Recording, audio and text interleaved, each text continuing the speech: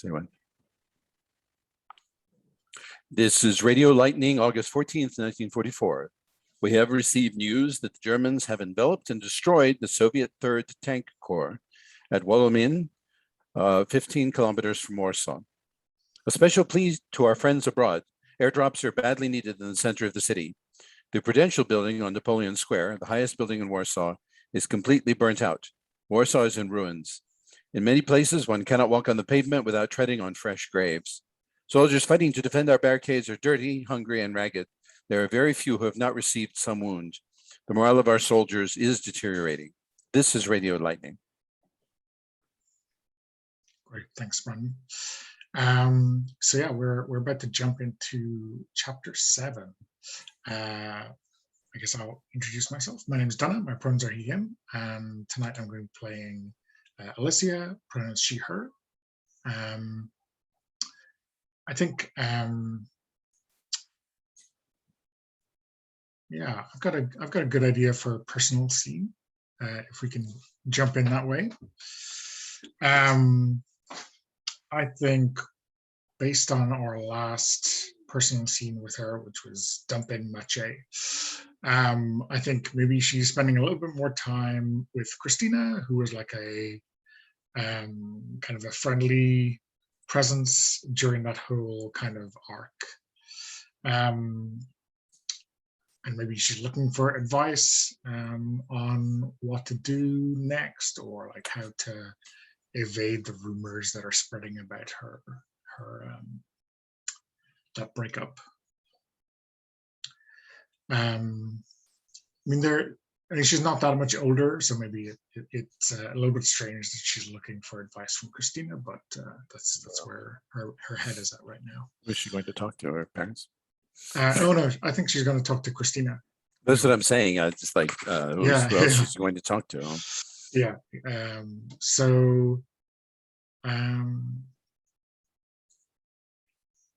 I kind of imagine that we are doing some menial task associated with the troop, with something that maybe we have a little bit of privacy in, or we can at least kind of have a quiet word. So I don't know, maybe we're peeling potatoes or doing something like this in the corner of our troops HQ.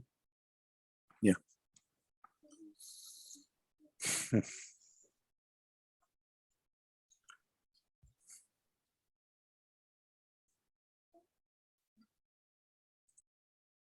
So what's in your mind? You know, all of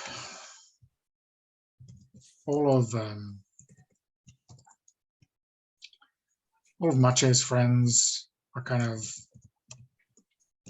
saying like I shouldn't really have broken up with him, and I like, it doesn't make any sense to me.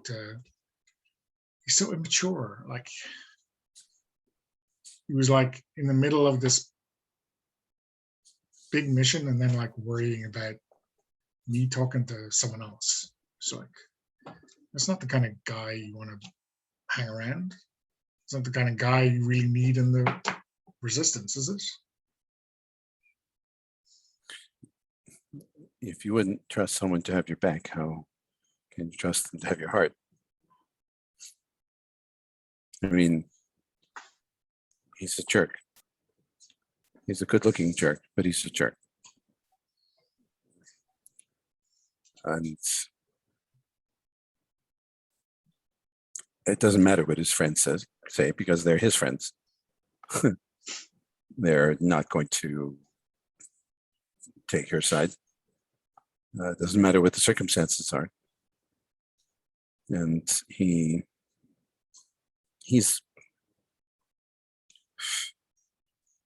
find a man, not a boy. He's still a boy. And if doing what we're doing doesn't make you grow up, I don't know what will. Yeah, I mean, it seems kind of, sometimes I think, they never grow up, do they? They're always just thinking about themselves.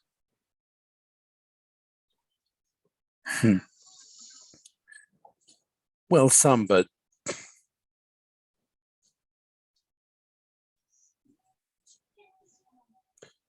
I don't know. People that you still need someone who you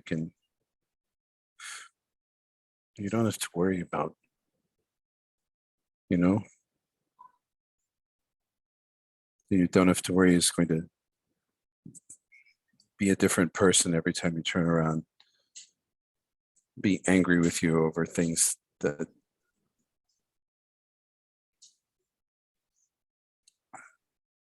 tiny little things. I mean, someone, if they love you, their first impulse should be to let little things go, right? To care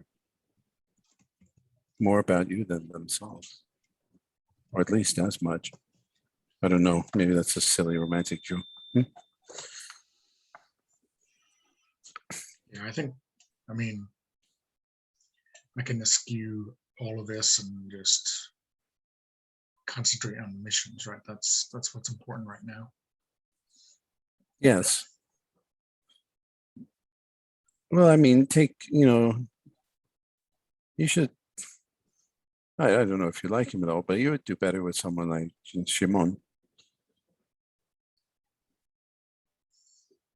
He's impulsive, but he's a good guy. Or someone like that. I don't know.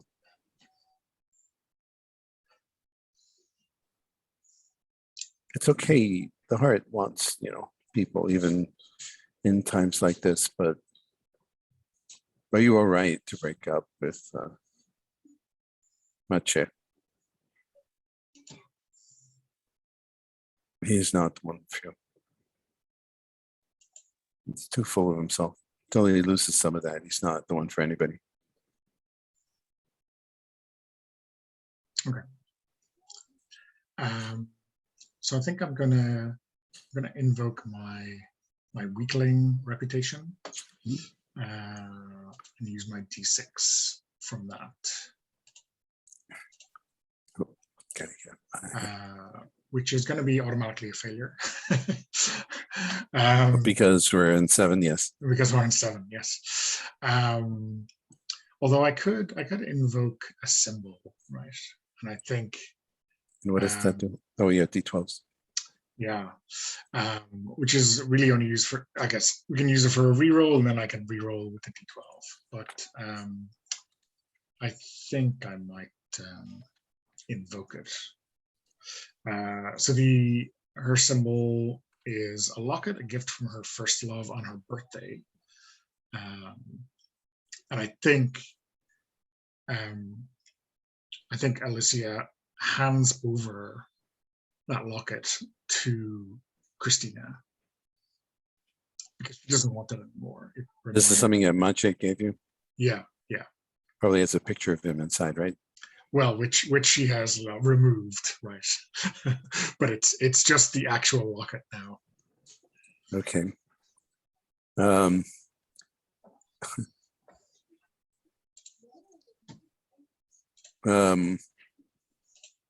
Christina walks outside and throws it into the canal.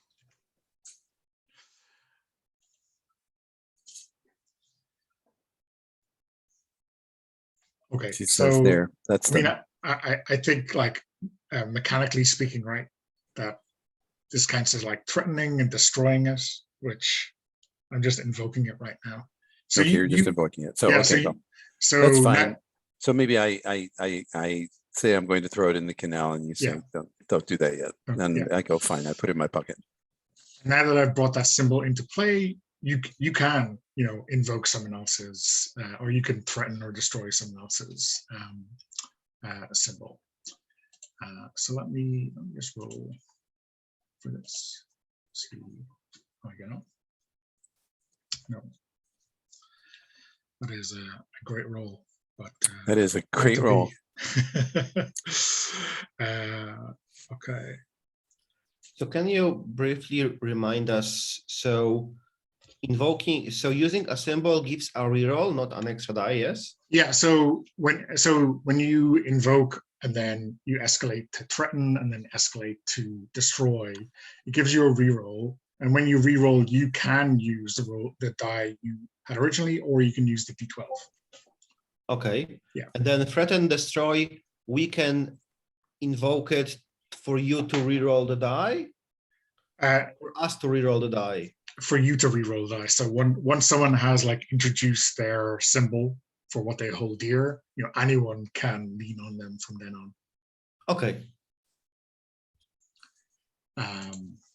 But yeah, no one can do that until the player whose symbol it is has brought it into play by invoking it. Okay. Cool. So that is Alicia's personal scene. Okay.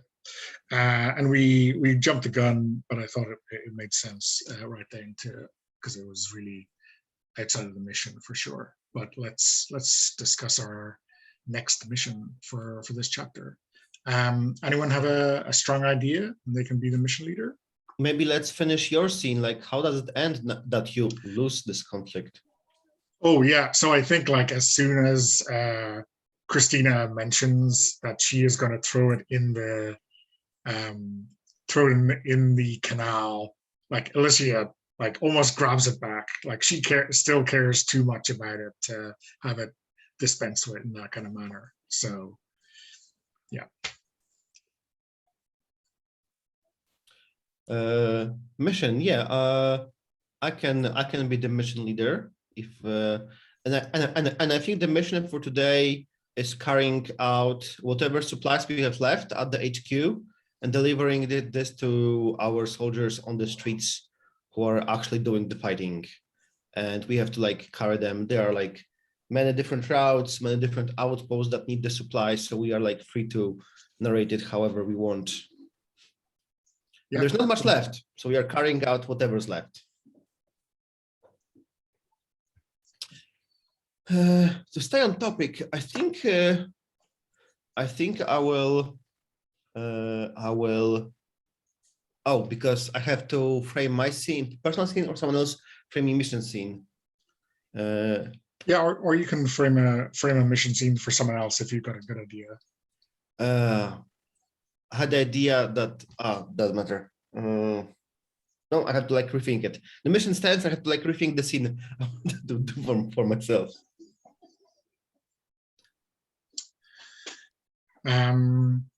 So is this so the mission is like getting supplies, right? Yes. Delivering supplies, yeah. So I think maybe is this, like we have gathered supplies already, or maybe we have got to find those parachute drops? I was thinking that we are delivering whatever's left in our whatever HQ is, but feel free to collect it. I mean, maybe someone actually did the job. I think the allies were doing some drops, not the Soviets. So feel free to grab it. Yeah. Yeah. So how about we have we've located a couple of these airdrops, and maybe maybe it's near the river. Maybe it was airdropped and fell a little bit away from its drop zone, and we are trying to pull up the kind of tangled parachute lines on a tree near the river, and maybe Marek is doing something with a pulley or something mechanical if we're not strong enough. How does that sound? Sounds awesome, but what's a pulley?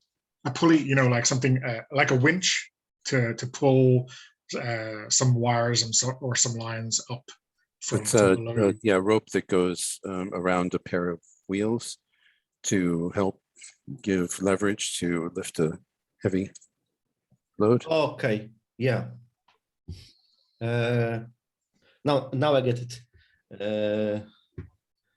Give me a second. Can I find some?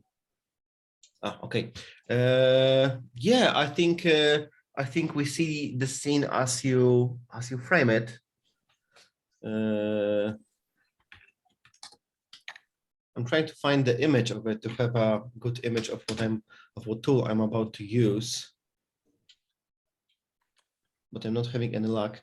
Yeah, I think we see Marek is using this poly to try to grab it, and it isn't really working. And I think I'm going to use one of the inspirations, which basically says that there is a German garrison nearby, and we know that they are like lookouts, and maybe they even noticed that there is this supply hanging over here. So whoever Marek is with is like hiding somewhere and being the spotter, and Marek is like trying to like grab it with whatever means he finds, and then he's still trying to maybe like hide behind the tree or the bushes, and it isn't working anyhow. And then he like drops it and just like comes to the tree, spits on his hands, and in that open daylight just like starts climbing on the tree to like grab it and get it. And if they notice him, and if they should, and if they will open fire, who cares? He needs like get the job done, get the supplies. Yeah, and we'll see how it goes. I'm going to mark my d6 in careless and contribute it toward the mission. Great stuff. So that's my short mission scene.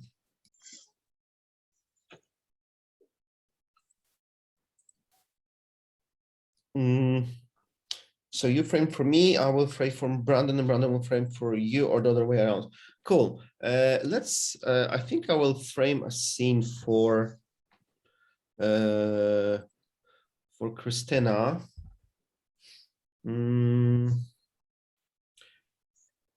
I think Christina has a bundle of supplies. Probably there's like some ammo, some food, maybe like few maybe like some medicine, and whatever she's faced with is that the German made like a push, and they like taken over the street, and now Christina finds herself somehow behind the German line, and she's already close to the outpost. She's delivering it, but she suddenly found herself on the like wrong side of the street. Sure. There's like a machine gun, between me and the and where I'm supposed to be. That's dug in the building with sandbags and things like that. Exactly.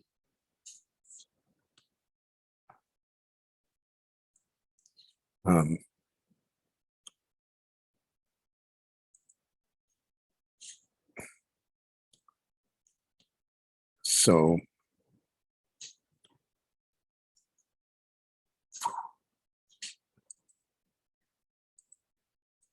I have so many good choices.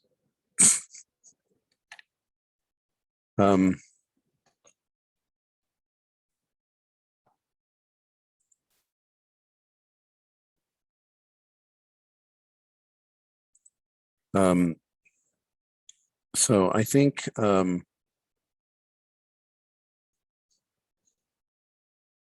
for the Feel free to frame yourself if you want to be with someone or with some named or unnamed NPC. Feel free to add them to the scene.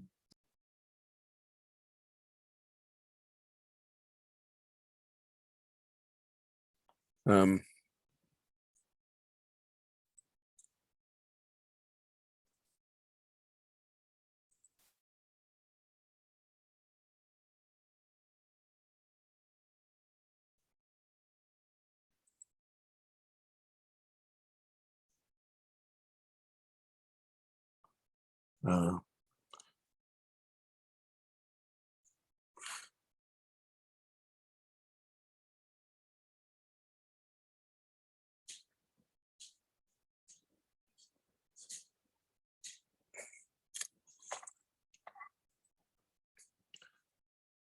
so I'm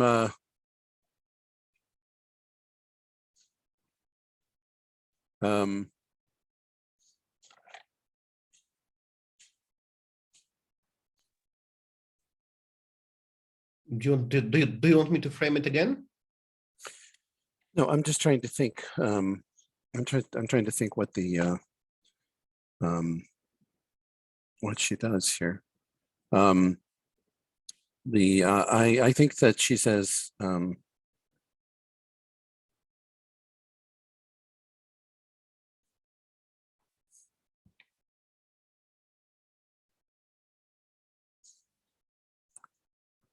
she's going to call out to the Germans. She really can't see them. They really can't see her. But they're within earshot. And she knows enough German to be able to communicate with them. And she says, hey, you, do you have families?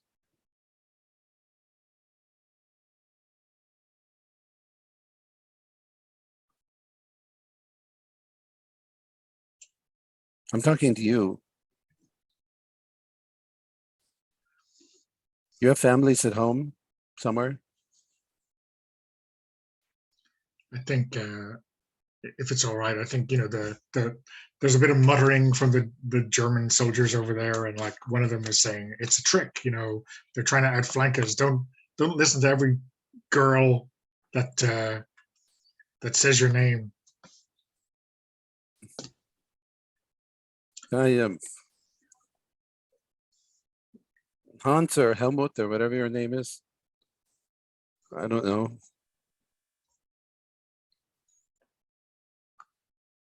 Yeah, what are you doing here, girl? This is my home. You're in my home. I don't know where else to be. Well, go to your actual home. My actual home is not safer than where I am now. Not anymore. Wait till we chuck a grenade over there. You'll think otherwise. Chuck a grenade at me if you're so frightened of me that you're going to do that. I don't even have a gun.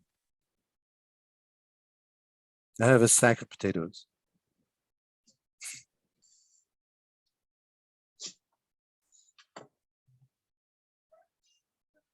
I just asked you a question. Are you afraid of answering it?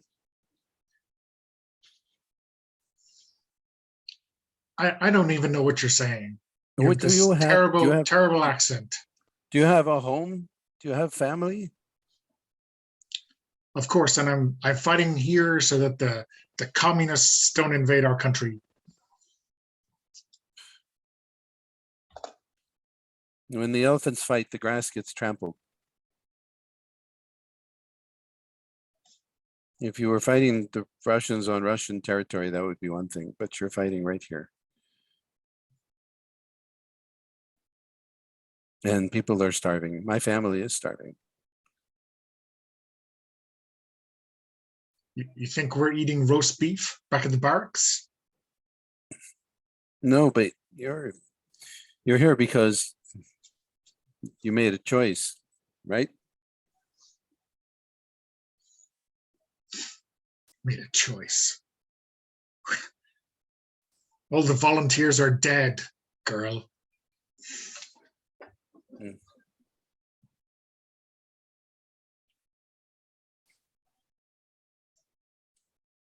You seem like awfully nice boys to be killing people that you don't even know and who were never a threat to you. Well, you should go home then. I can't really do that. Have you walked around here? Now you can hardly walk without stepping on a body. The sidewalks are cracked. The trains are tipped over from explosions. There are huge holes in the buildings. Your home is fine. It's probably, I don't know. I've never been to Germany. I wanted to go, but then the war happened. Is it pretty where you're from?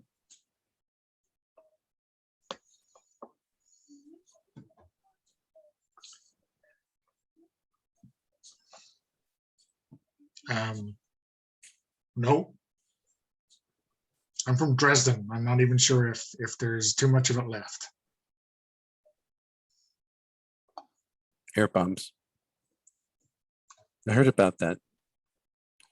They're awful. Worse than artillery even.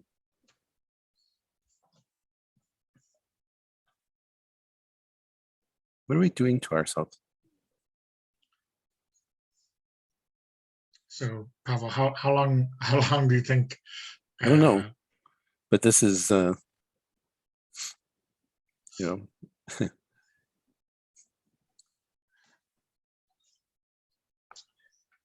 guess I'm just wondering, like, how long will this like lone soldier be allowed to have this conversation? This I don't know. rambling It probably conversation? ends at a certain point. The sergeant yells at him to shut up.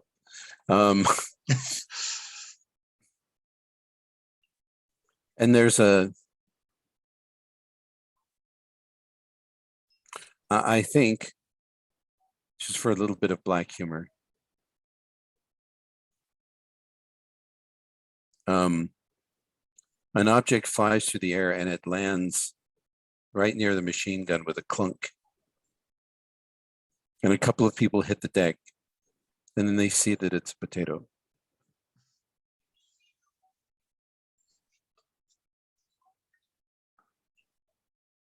And that's the end of the scene. I didn't know that you are waiting for me to stop this conversation.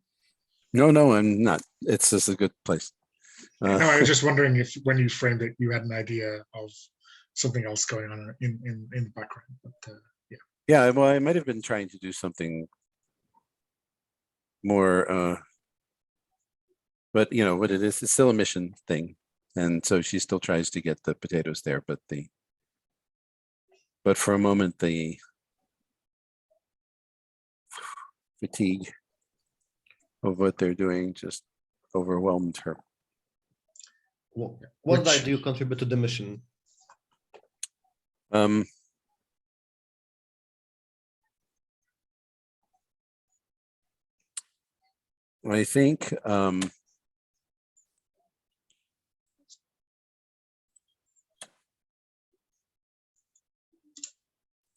think she is going to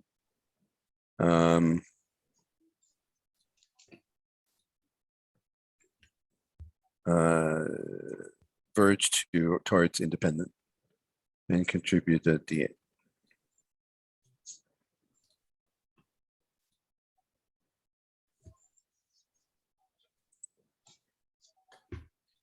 And the difficulty is chapter equals chapter multiplied by number of players? Yeah, so it's 21. So at the moment we have a D6 and a D8, if I'm correct. Yeah.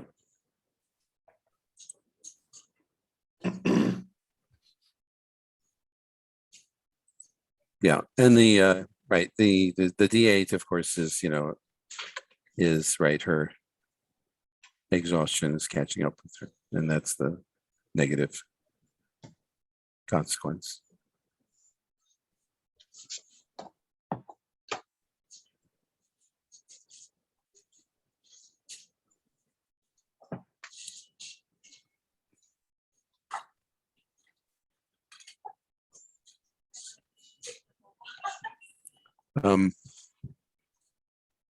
So I guess I'll invoke personal C for myself. And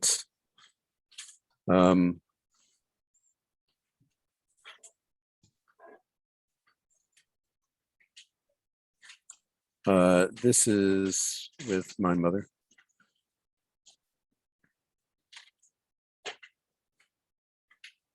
And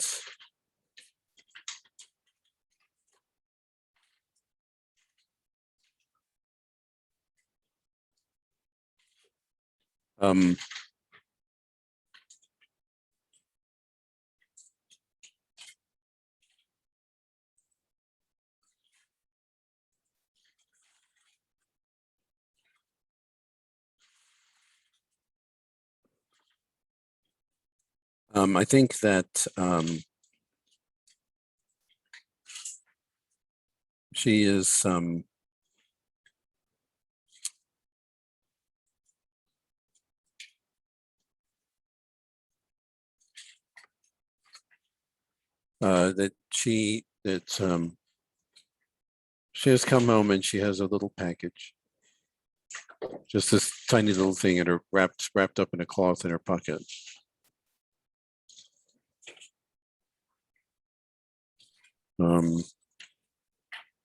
And she's dusty and she's exhausted. And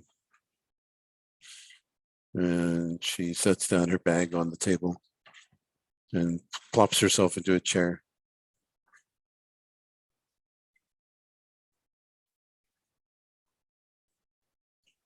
Do you want me to play your mom, or do you want to, Yes. to narrate it? No, you can play my mother. Mama, are Maria and Sophia here? Yes, honey, they are upstairs.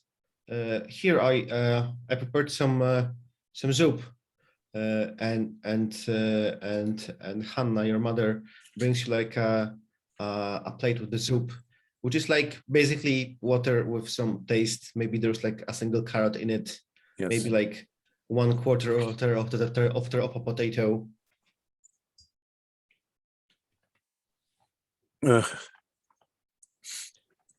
It's so good to have something warm.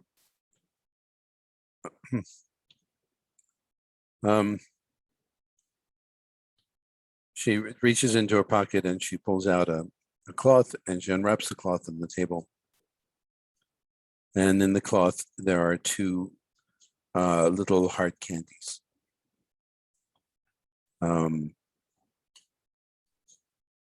In, bright wrappers.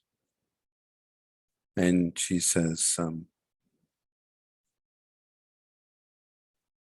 these are for the girls.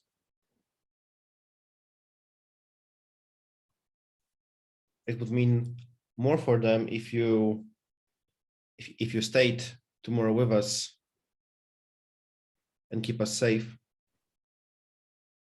I'm trying to keep you safe now. I'm trying to keep everyone safe. Your sisters have been crying all day from the bombardment. I had to like give them something for the sleep. Well, maybe this will help a little the next time they're afraid. These were a lucky find.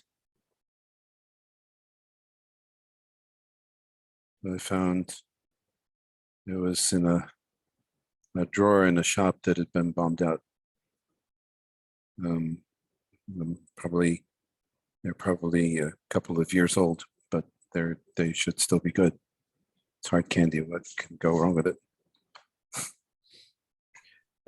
We see your mom go to the bathroom and come back with like a bandage and a needle, and like starts like tend to your wound that you have somewhere from your hard day. Oh, I didn't notice. Yeah, that was I just cut myself on a flange of metal going through a doorway. I didn't see there was a bit of wire sticking out. It's nothing. We We see your mom doesn't comment, but we see her hands are like shaking. She's like, she's like almost crying, but she knows it will not affect your choices. And her hands are like trembling as she's doing it, and she doesn't really know what to say about your exploits.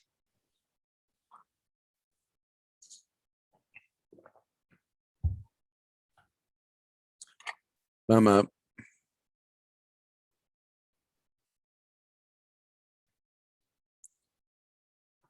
I have to help, but I'm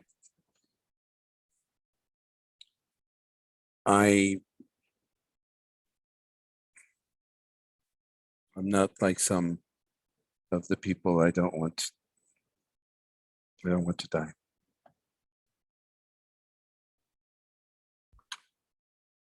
And especially not to leave you all alone.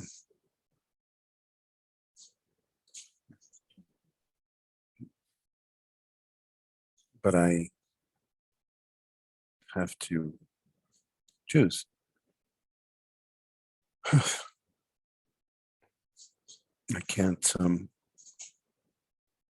if I just sat here and, I don't know,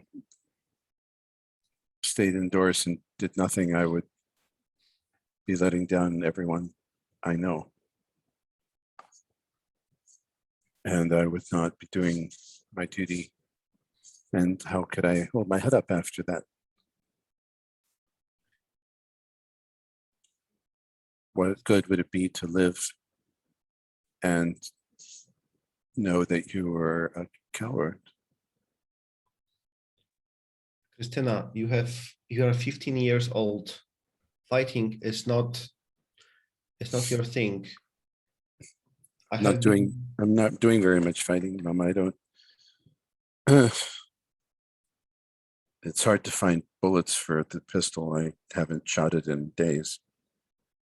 And I'm not sure I would be any good if it did.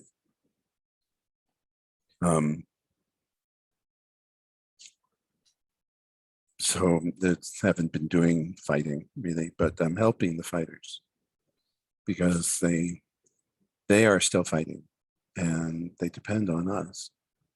And so if they haven't given up, how can we give up?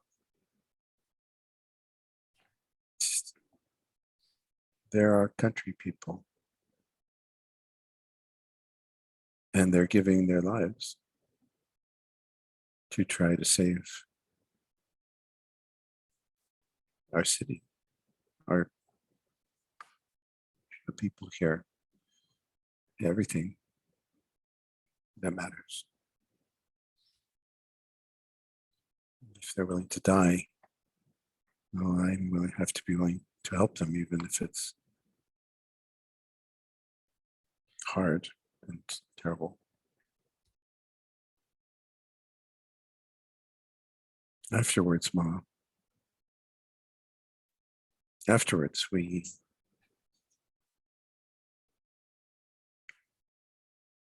will be better for having done what we could.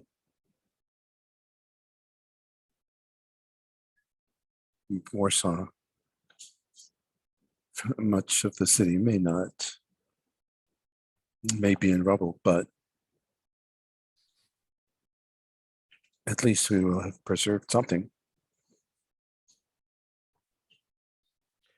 Your mother comes to the window, lifts the curtain, look outside on this like rubbles everywhere, and she begins to sob quietly. And I go over and I put my arms around her. I think that's a good point. Roll the die and see how it goes.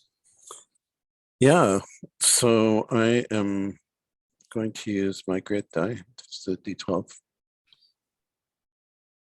Because this matters to me the most right now.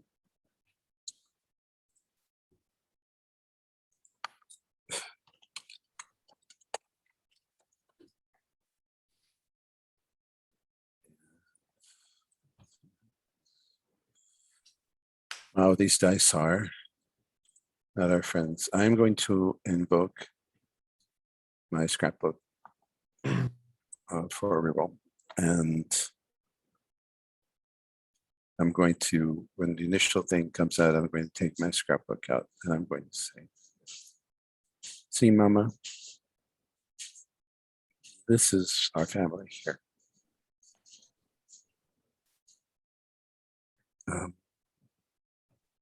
Remember when this happened and this birthday, and see the picture of little Maria that her christening wasn't too. How she squirmed, how hard it was to take this photo. Remember? I remember. See how many pages I still have in the scrapbook.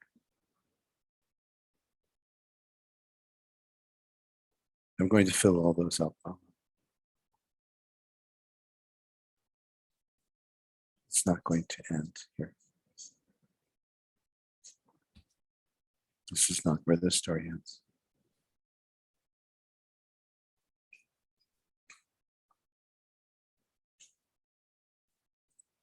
Roll again. Go for it. And it worked. Yes. Okay. Next. Do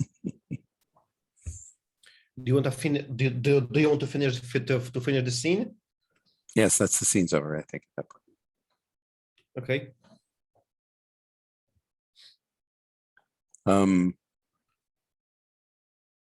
So frame a mission scene for someone else, right? Yes, you Yeah. framed the scene for Alicia. Okay.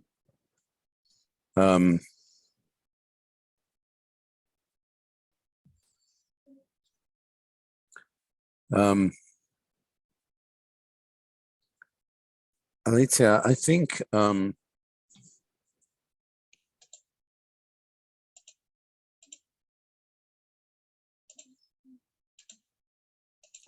that you are bringing some that there is a squad of fighters that that have dug in some makeshift fortifications and are exchanging sporadic fire along one of the long streets with some, it's hard to see with whom.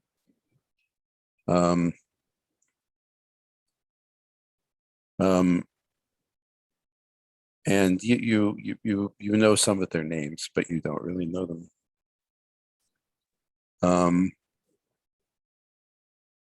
And you bring in a crate of food. And one of them says thank you. And as he does, he is struck by a bullet. And he falls back and he drops his rifle.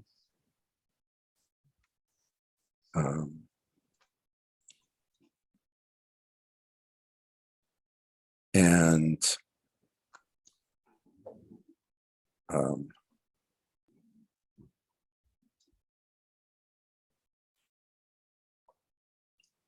someone else looks at him and says, shit, he's not going to make it. And that fellow, whose name is, say, Andre, looks at you, questioning.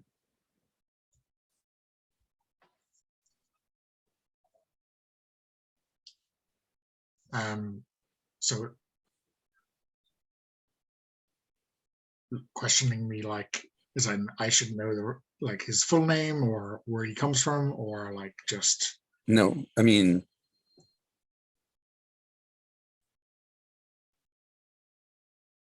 it's like he says, well, what are you going to do, girl? so I Are you think either fight or get out or get to safety? yeah, so I think I was handing out like these ration tins, and I think I grabbed the one that Andre I just passed to Andre a moment ago, and I keep my head down and keep working up the line. So still handing out the rations. I'm not running for cover. I'm not like running away or anything like that. Just keep feeding these fighters who need to the food, whether they're fighting or not. So yeah, I guess I just leave the body there and move on. But I think How does having someone killed right in front of you affect you? in that moment, and there's this kind of cold kind of moment in Alicia's kind of actions, right, where she is taking the mess tin off someone who's just died or is in the middle of dying right in front of her. And for right now, I think she's in this position where she can't like crumble. That would be for much later. So yeah, I think I'm giving a D10, and I think that means it's not great, but I think every time she stops to hand over some rations to someone, fire is coming in on the trench, and she is sure that she's going to be dead within moments, and then she just continues to crawl through the trench. I think later on, when she gets back to the HQ, she can kind of collapse, but right now she's just forward is the only kind of direction she can go right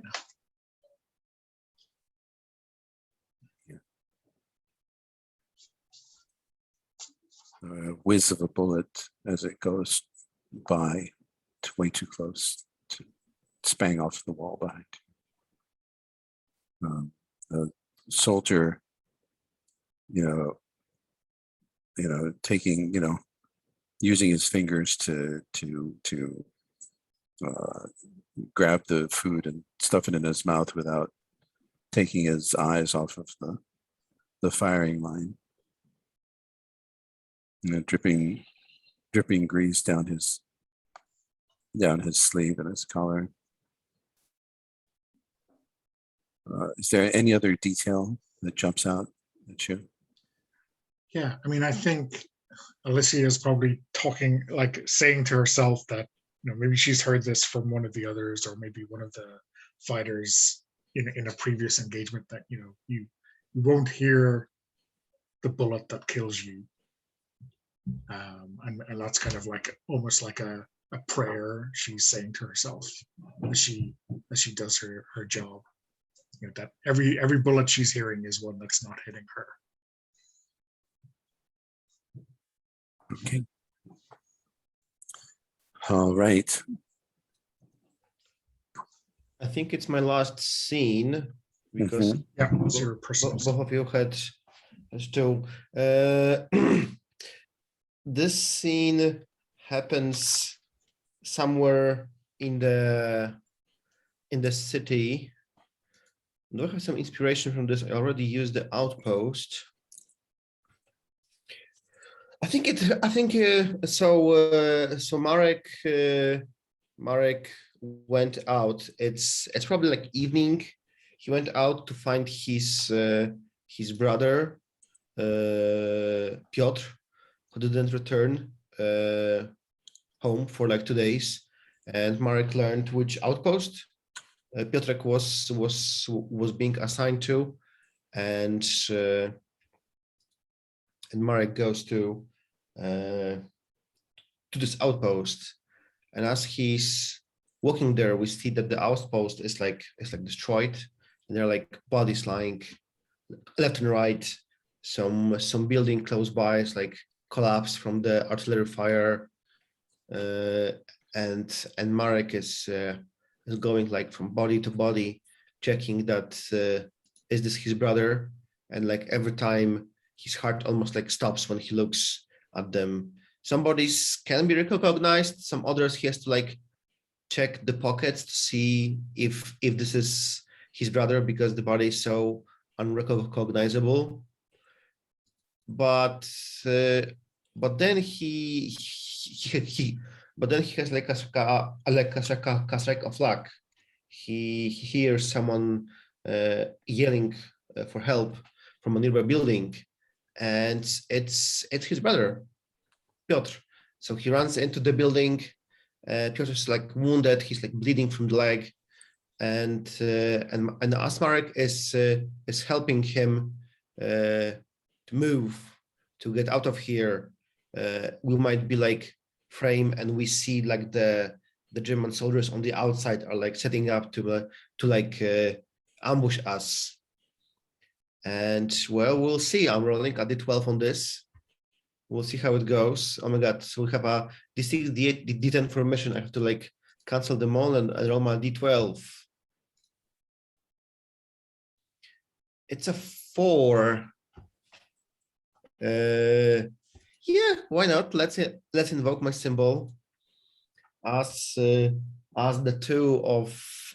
two brothers, Marek and Piotr, are quietly discussing the ways to get out of this sticky situation.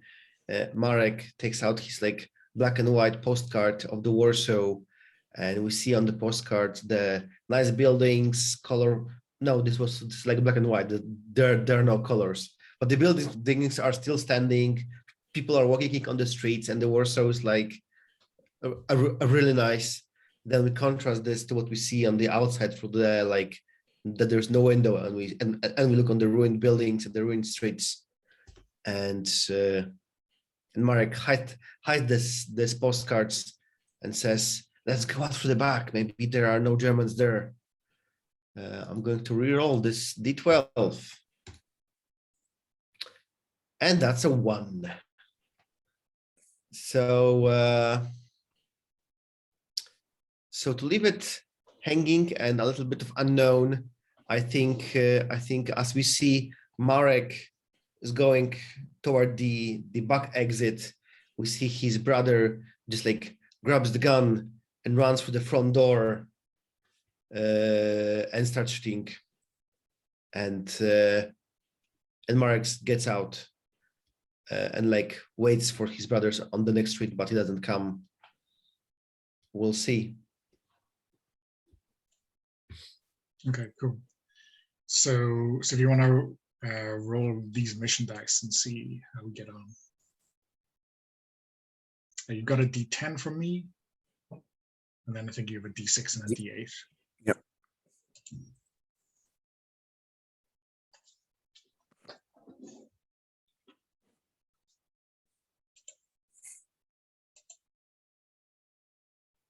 Oh,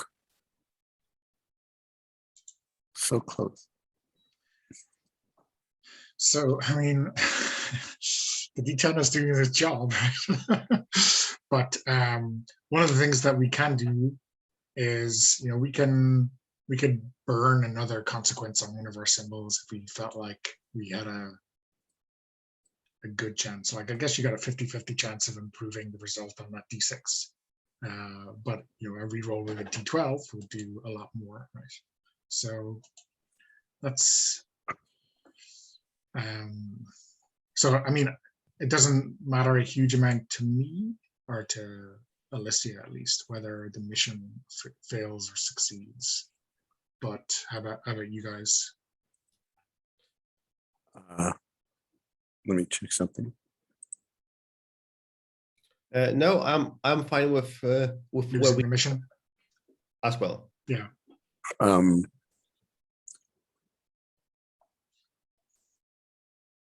Yes, I'm fine with that too. Okay. I was kind of setting things I didn't try to sabotage the mission, but I was perfectly happy for it to fail Sure. because as the that's a little too close to martyrdom. Yeah. So that's something to bear in mind for next time. So Pavel, as mission leader, you get to nominate one of us to move twice.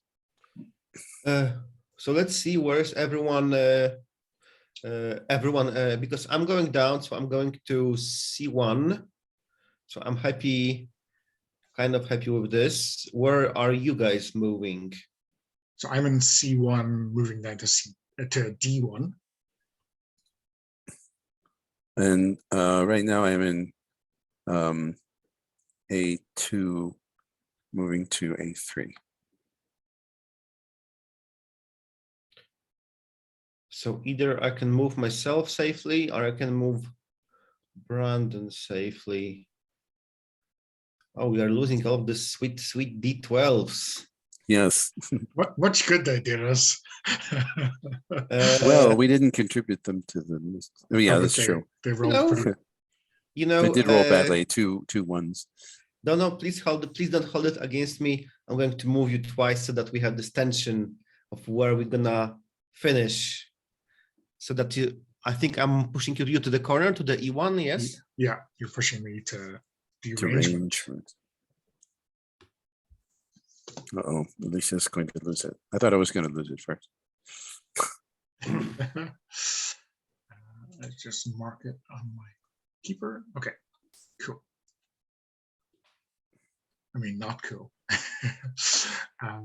Okay, awesome. So that's the chapter. Do you want to take a quick break? Say back at 10 past? Sure. Yes. Okay. I can read. Oh, did you want to do Pavel or what? Yeah, I can. Yeah, I can do it. Okay. I'm prepared. Sure. Go ahead. Today is Saturday, September 2nd, and this is Radio Lightning's final broadcast. A message to Sir Archibald Sinclair, Minister of Air. Sir, in view of extraordinary conditions we face, I take the liberty of addressing this radiogram directly to you. Sir, the situation here in Warsaw is critical. In a few days' time, we shall be completely out of ammunition. Losses are colossal. Yesterday, I spoke to the survivors of a family who had been buried in ruins 3 times. 3 of them were wounded, and none of them had any food for 3 days. 2 of the family have been killed. The one question on all people's lips is, my God, will it end? Please help us. Radio Lightning signing off.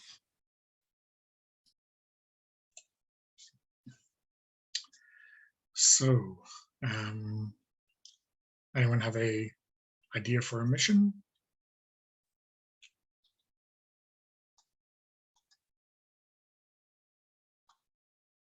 We've got something, if that's all right.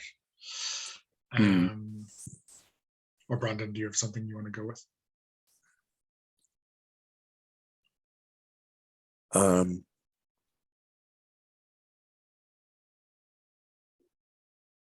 How about a mission to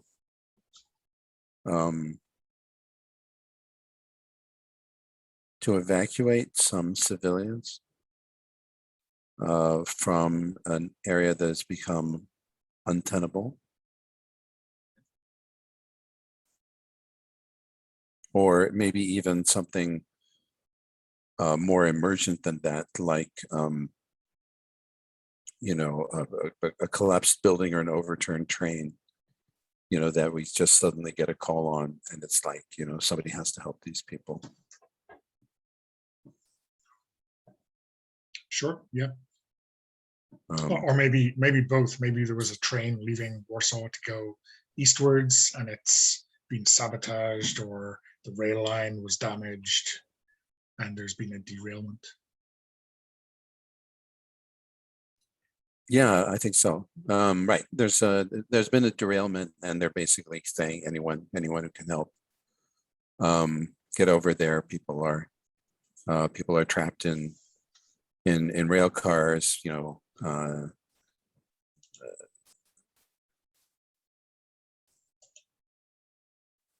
wounded, do something. Anyone who can, get over there and help out however you can. Yeah, okay. Do you want to frame a mission scene for one of us, or do you want to start Sure. with a personal scene?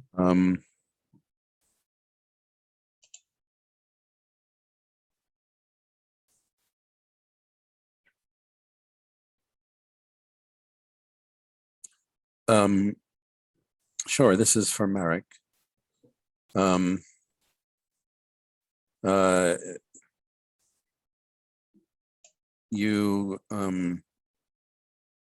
Marek, you get over there in basically on your bicycle, I would imagine. And you see that the train has actually plunged off of a low bridge over a stream and a ravine. Some of the cars just basically spilled and fell 20 or 30 feet. Other ones just rolled, were pulled off the tracks and rolled over. There are a number of kind of stunned survivors that have managed to crawl out of one train or another, but someone is screaming to you and saying that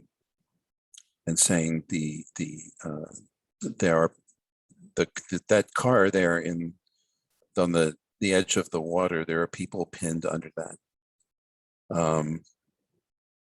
And they're alive. Some of them are alive, but we can't get them out. The door on top it won't open. And they can't crawl out from underneath because it's in the water.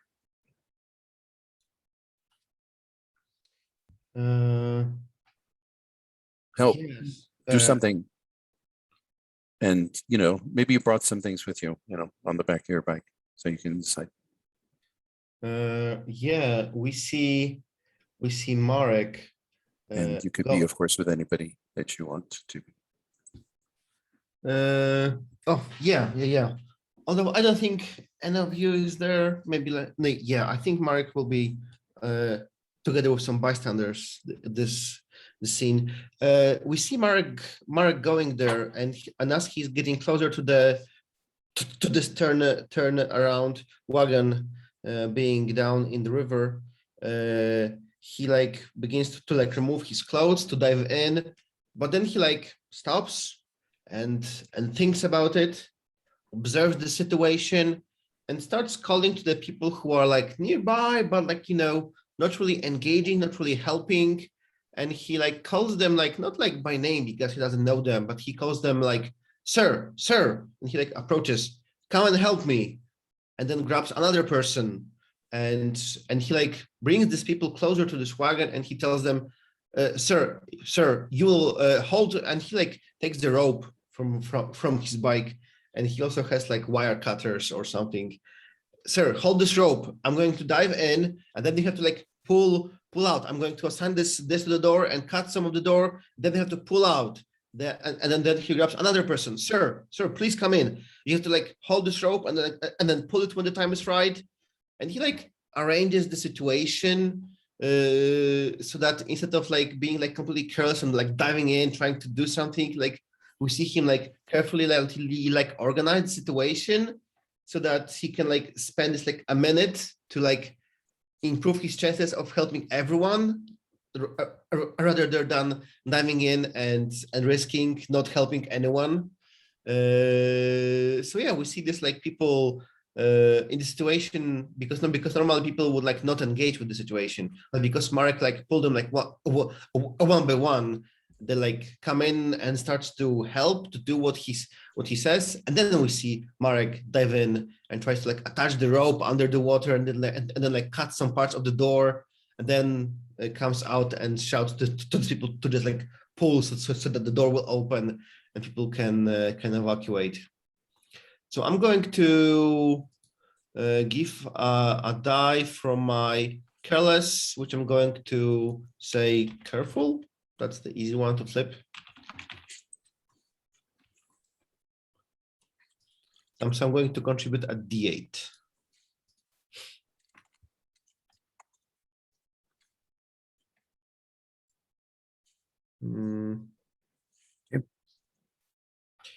Yeah, I don't have an idea for mission scene, but I think maybe like before the situation happened, I'm going to frame my personal scene, and I think the scene is happening at Marek's home.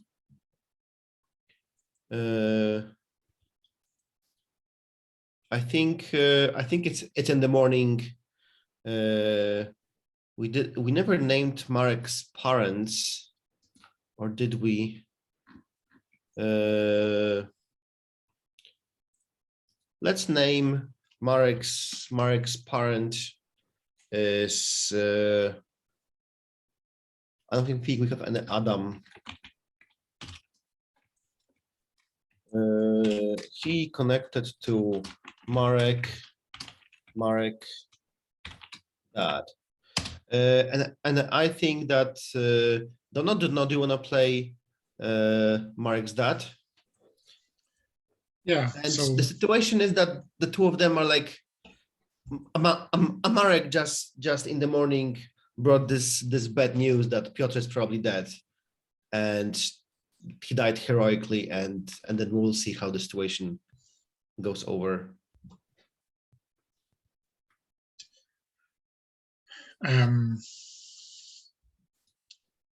yeah, so I think maybe your father is trying to ignore this bad news, or at least to try to not accept it. And he's making tea, or reusing tea leaves from yesterday to make some tea, and maybe there's a place set for Peter, as might be traditional. So Marek, are you going to join the home army when it's your birthday? You're getting too old to be in the Scouts for much longer. Dad, I just told you about Piotr, and he just died being a member of the home army, and you're asking me when I will join it.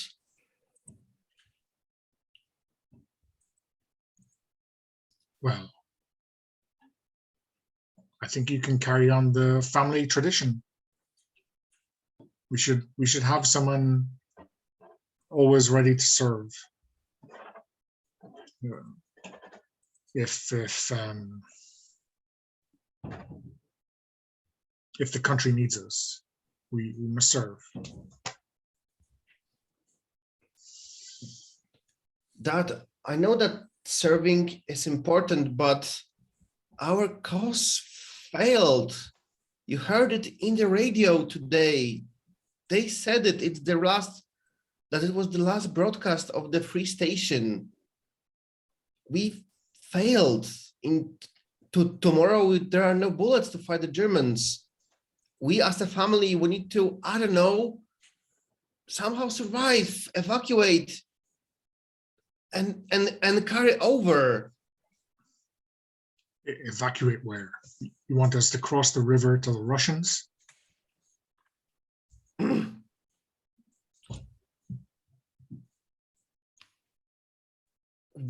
Well, we can't go the other way, but we have to like stay together and think about it. Just showing charging blindly forward will not do it. We need to think about staying together, because then there will be future. If otherwise, there might not be future for our family. Our family already paid high enough costs. What would Piotr say about you running like a coward?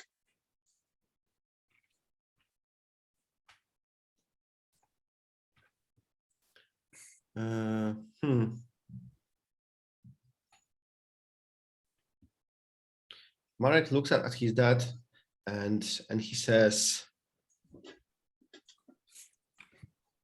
I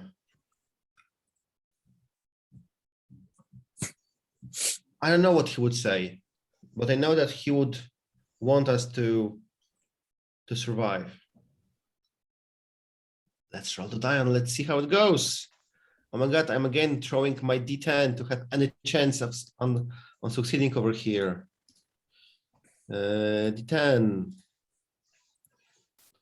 10. Oh. Boom. Yeah, Marek isn't like really sure of whether he said the right thing, but he said the thing he really thought of, and maybe we see Marek's dad just like, I don't know. How do you think he will react positively to it? Yeah, I think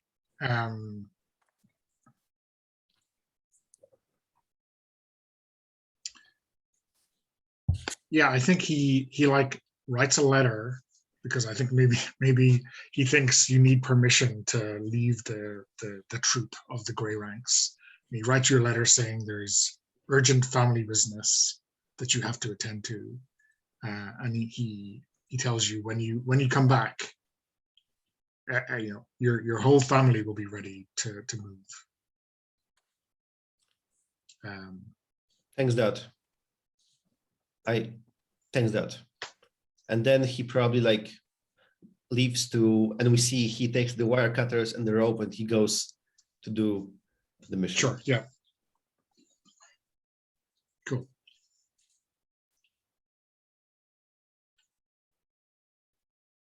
So,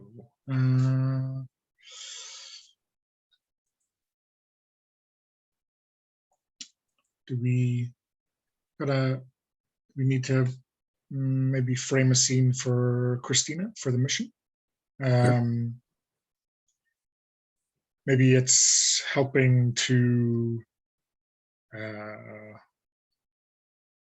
drag people out of the,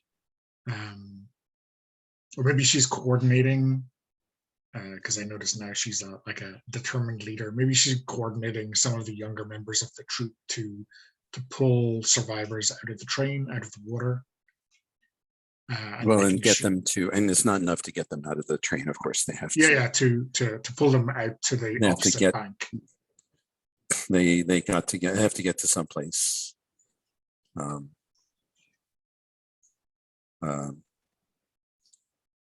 So yeah, I think what we do is we see her show up, you know, and hand her bicycle to somebody and basically say, okay, that there, you see that farmhouse over there? Okay, you three, you go commandeer that farmhouse. And because that's that's where we're going to send a bunch of these survivors. Okay, and start you two.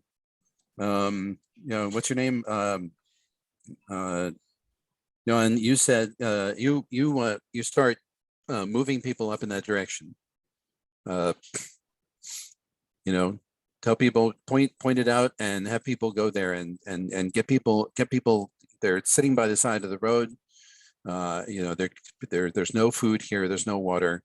We got to get them. We have to get them out of this spot to a place where at least we can, but at least there'll be some shelter, and we can arrange supplies. Okay, we need water, but fortunately we have we have a river here, so we just need containers and people to carry the water. So you find half a dozen people who can carry things and get them moving. Because we've got some we've got some old cans here we can empty out, and people can carry them up. And basically take a few trips. Everyone carries a couple of containers that's capable of carrying anything up there. And if we don't have a container, get find a helmet or a bowl or anything that will hold water, and we can, let's just get these people to something halfway approaching safety. We can so we can sort out who's dead, who's wounded, who's going to make it, and who isn't. And you, okay, need you to start find someone here who find anyone here who knows you. Do you know anybody here that was on this train? Pay attention. Yes. Okay, I need you to neighbors. Right. Okay. I need you to write people's names here. Here's a pencil. Here's a notebook. You're in charge of writing down people's names. Okay, so you ask everybody their name and write down the names of anybody who, so that we have at least a list of names of people who are all right. And if there's anyone here that who has been hurt or is killed or something like that, write their name down and over here. Okay. Okay. You put a, okay. If they're hurt, you put a circle around their name. And if they're killed, you put a line through their name like this. Okay. Write small so that you have room, but make the names clear, because we're going to need this. All the families of these people are going to need to know what happened to as many people as you can. And if you don't recognize people, shout it. You have permission to shout at anyone and ask if anybody knows this person. And here, I'm going to give you some help. You two, you boys, you're going to help this man here. Your job is to help him find out everybody's name. And Yes. get their identity. If you can find, if someone can't talk and you can find their identity card, get their names, because there's nothing worse than not knowing what happened to your own family. And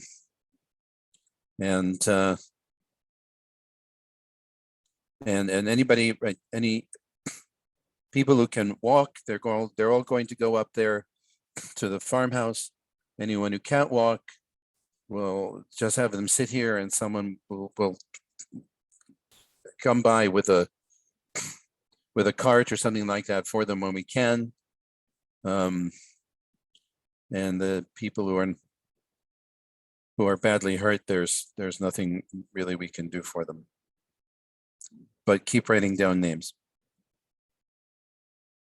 And that's what she does.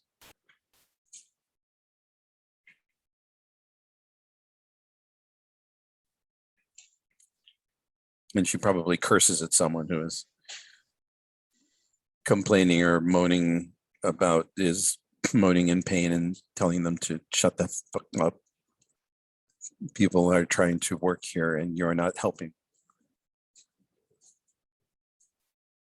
So what die type are you putting in for that? She's putting in her D10. Okay. Because this is, and this is a mess already. And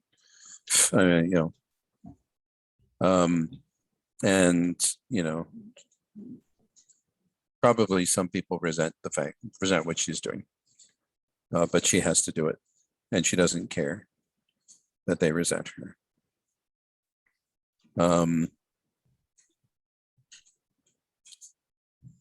And she's stressing out, you know, some of the people she's ordering around, and she doesn't care about that either. Because she can't. If that's that enough of a consequence Yeah, I think so. for using the D10? I mean, Yeah. you know, yeah, some people are helping because they were looking for leadership, but some people are helping because she browbeats them into helping. She curses at them and shames them into helping, and is generally, you know, a horrible person to them in order to get them to stop doing nothing or complaining or something like that, and be useful. Because everybody who's not badly hurt can be useful in something. They can carry something, they can get water, they can do something. That's what she says. You know, are you worthless or are you going to help? Cool. Yeah.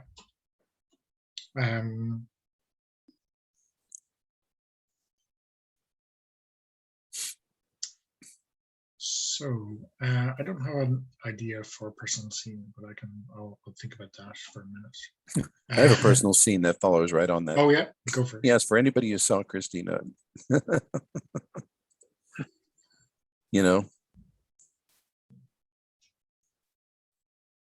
Christina's sitting, you know, having a drink of water after as much has been sorted out as can be sorted out. And who talks to her?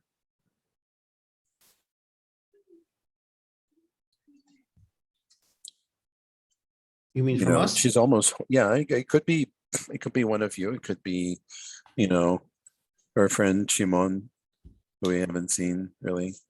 Yeah, But I can do it. Maybe Marek was there helping people out of the wagon, so he's already there, and he's like all wet, just like sitting next to you. Have you heard? Like, do you want to tell me what is the mood of the scene?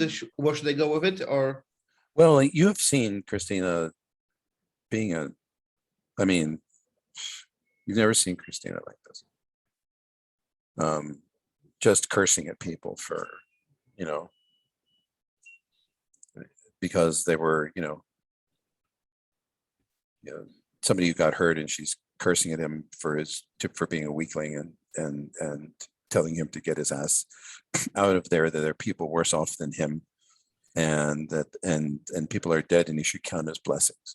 I get it. And then she's after that she's almost shouted herself hoarse, and she is just sitting down, just recovering from that. And when you come up, she says, what do you want? Nothing. Just want to sit down and relax. We did hell of a job with this train, but I have never seen you such a boss. But I never thought that you are such a bossy person to order everyone around.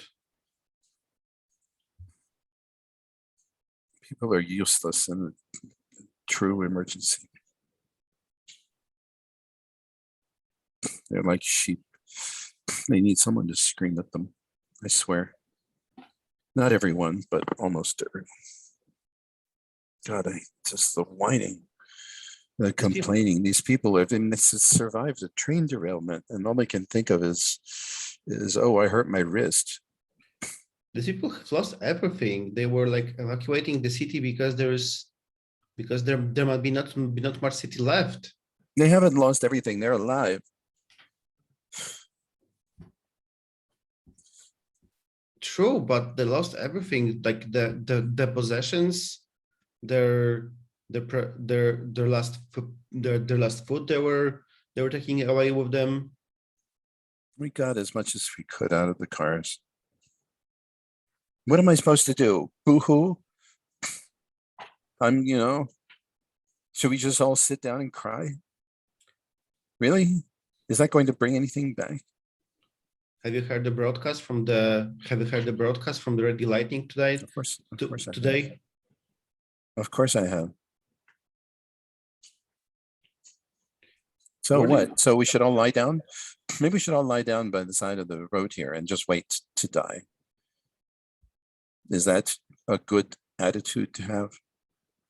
Or do we pick ourselves up and keep moving? No matter what. As long as we're still alive, we have something.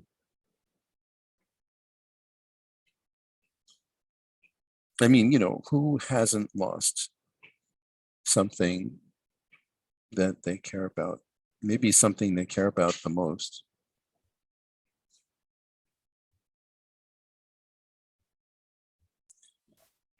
I don't know. It's time.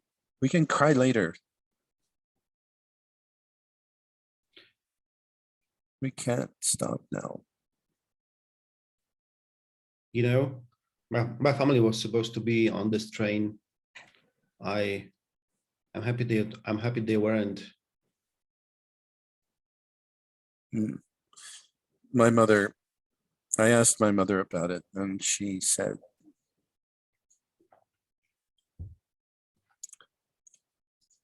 she refused. She said she couldn't trust the Russians. That even if it crossed the Vistula, that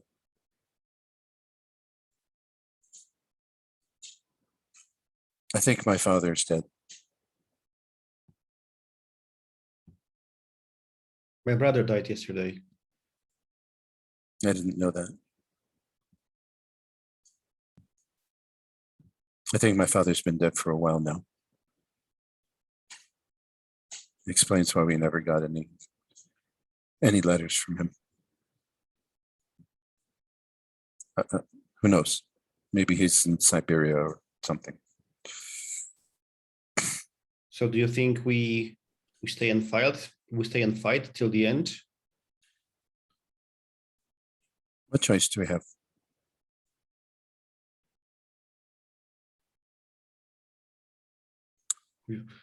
Just because Radio Lightning is stopped doesn't mean we get to stop. If you can save one life or you can kill one German at this point, as far as I'm concerned, you should do that.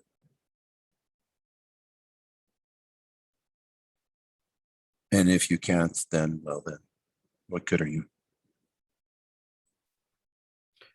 I don't think killing Germans will get us anywhere. It's something. It was like a week ago when we still had the fighting chance. It still is. It still honors the ones who died. They all died. And we can't let that be for nothing.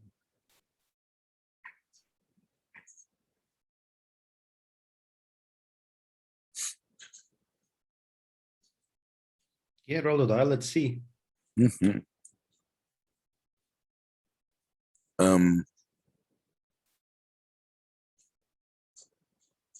So yeah, I think I've been talking determined. So we're rolling a d10.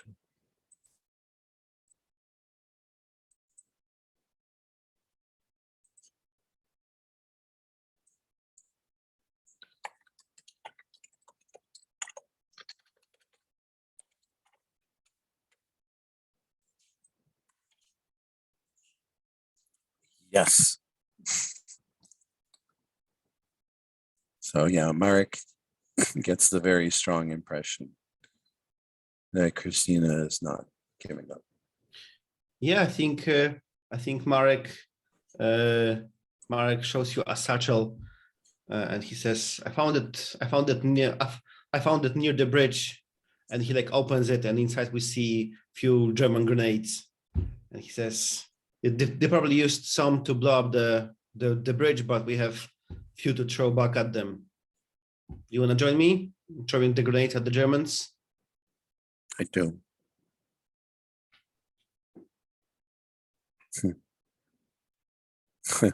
It'll probably work better than a potato. Let's go then. See, she says, and of course you have no idea what she means.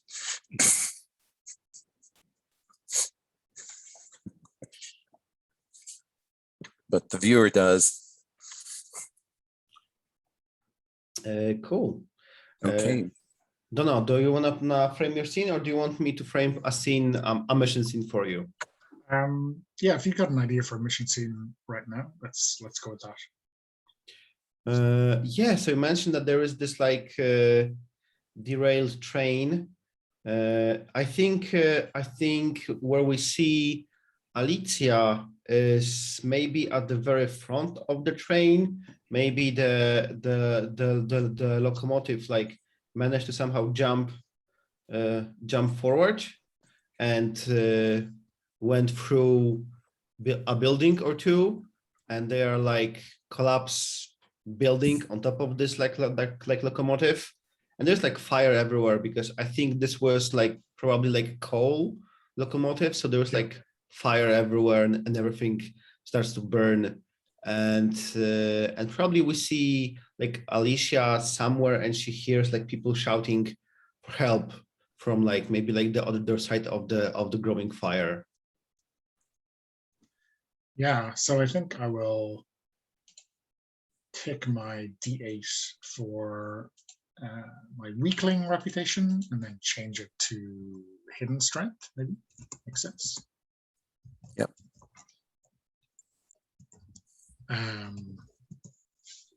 And we get some kind of scene of Alicia like pushing open this wrecked door, or maybe somehow levering off a collapsed beam to help people escape from this house that's going to burn down, and then lead them off to that farmhouse.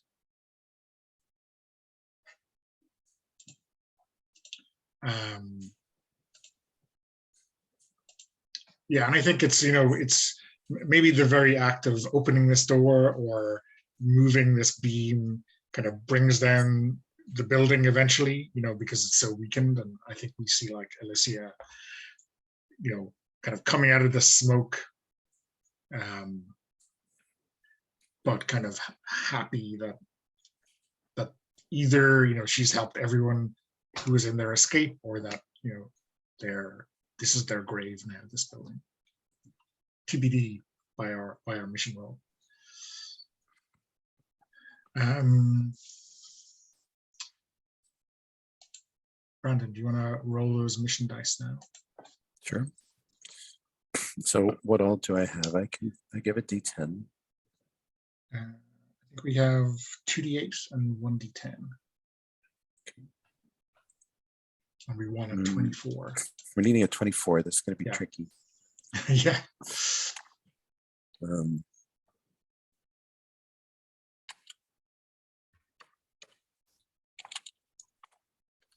And I think, Donna, you will still have your personal scene. Yeah.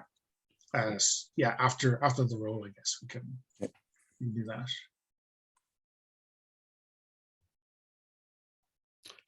Oh. So, I guess again, like we discussed last time, it might be worth one of us threatening one of our scenes or one of our symbols to get that in. Let's see. We need a 24.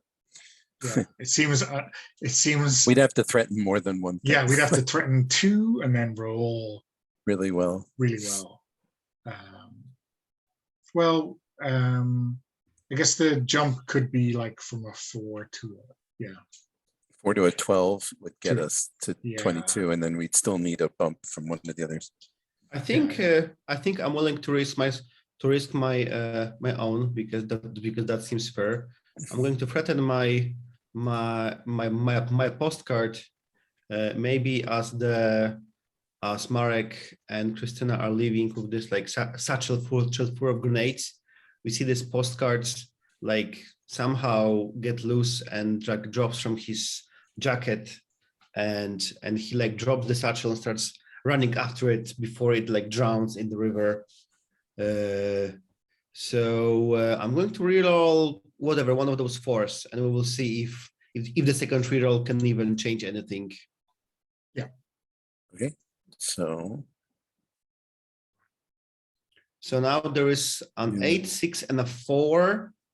An 8 and a 6 is 14, and that's 18. 18. Okay, so we need another +6. So we need a D10, And a D12. We need and a since- D12 roll of 10, 11, 12. yes, okay, and so I think so at the very end of that, after Marek has left, you see Christina is standing by the river. And she has Alicia's locket in her hand.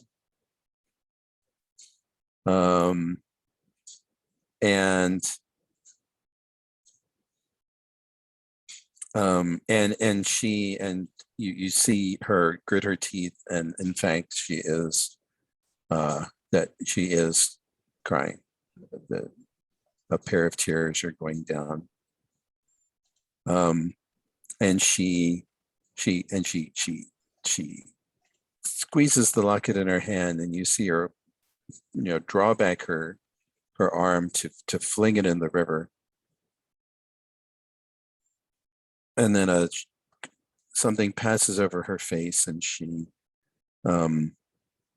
actually, I think she pitches in the river, and then something passes over her face, and she steps forward quickly and gets it back out of the water. And dries it off and stuffs it back into her pocket, wipes her eyes with the back of one sleeve,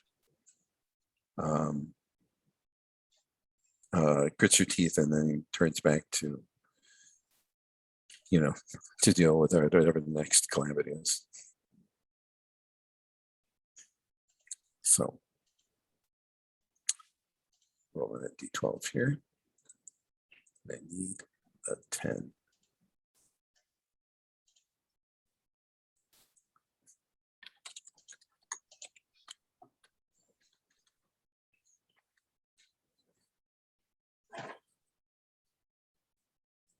Did it. Nice. So I've marked the locket as threatened in my Yes. sheet. So awesome. She was about ready to give it up, and then she just couldn't do it. So how Yeah. do you wanna narrate the success of this rescue operation? Okay. Well, a catastrophe is turned into merely a calamity.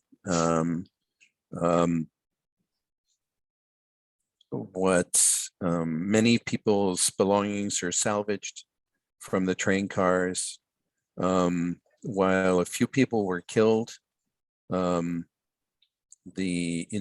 the most part, the passengers are in decent shape, although they're exhausted and shaken. Water was distributed to everyone, and a little bit of food was shared out, and people were, for the most part, well behaved.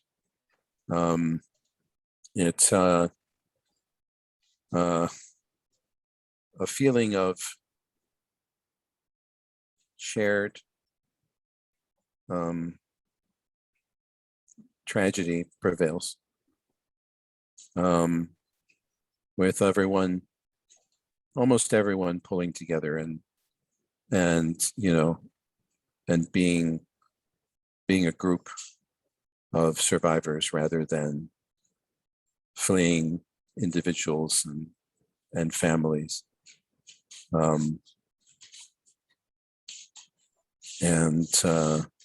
you have people comforting others who are hurt, or talking to other people who are dying, or who are badly wounded and likely not to do well, and sponging, putting a little cold water on their foreheads, and people somebody telling stories to the children to quiet them down, even though they're hungry and frightened. And it's terrible, but it could have been so much worse.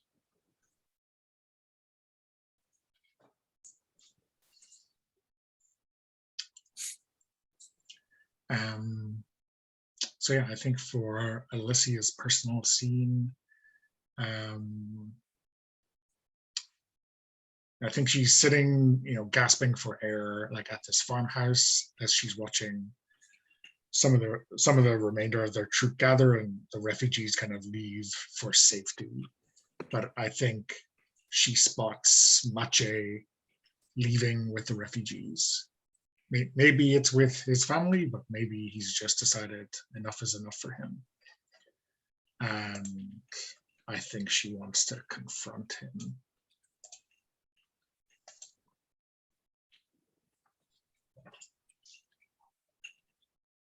All right.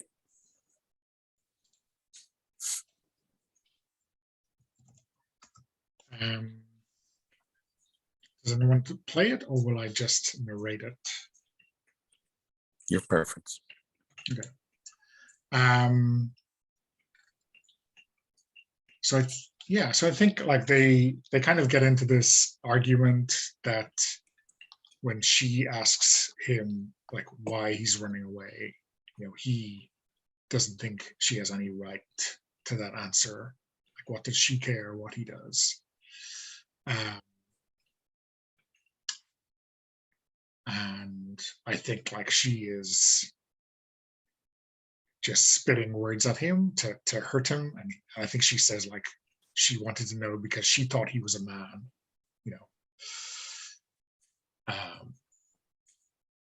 and maybe that turns him around, but it doesn't get him to stay.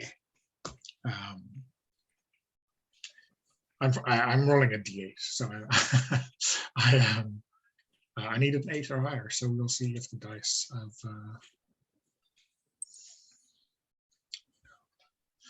Is it worth me burning a d12 to get that up? Can I offer just a little pain? Sure. I think Mache says, we could have had something together, but you weren't the woman I thought you were.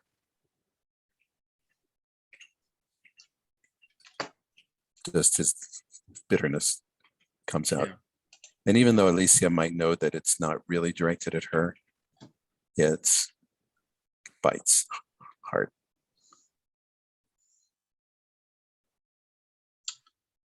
Yeah, I think I'll save destroying the locket for next chapter.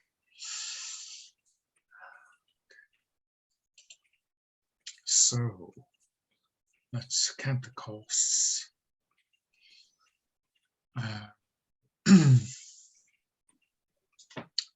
So my Alicia's life is getting very interesting.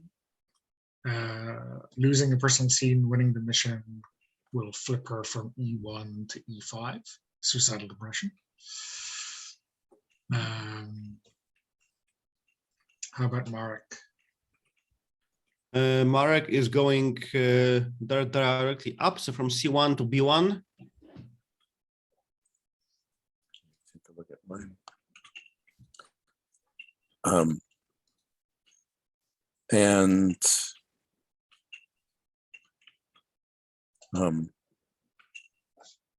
So if you go off the grid, you wrap? Yeah, so if you hit the edge of the grid anywhere, you go clockwise. Oh, you go clockwise. Yeah. Okay. So yeah, so Christina won both the personal scene and the mission. How did that happen? Great rolling. Yeah. And so she would go from A3 to A4, right? And then you get to, so you were the mission leader, Brandon. So you get So to Marek went up, C1 Yes. to B1. Yeah. and so moving him twice would get him into the martyrdom square. Mhm. And that seems appropriate. Awesome.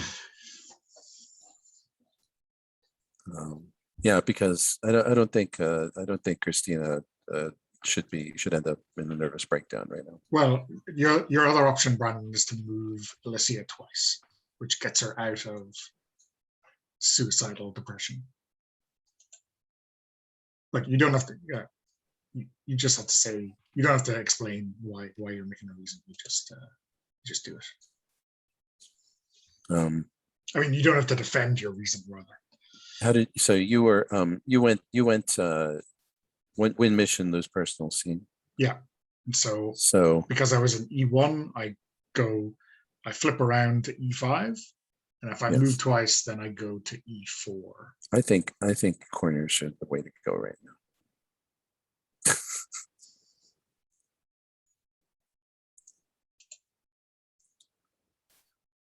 But are you sure that you're not going from E1 to D1? It doesn't matter. Wherever She you lost the personal scene. Yeah, so when you're in the corner, you still follow the direction of the arrow, so you essentially flip. Oh, You wrap yeah. from the corners. Yeah. You wrap wow. Okay, cool. instead of going clockwise. Okay. Okay. Do you Boy, want to take a? our dice suck. Well, I was thinking to myself, oh, well, I guess we might lose this mission. Therefore, I might be safe.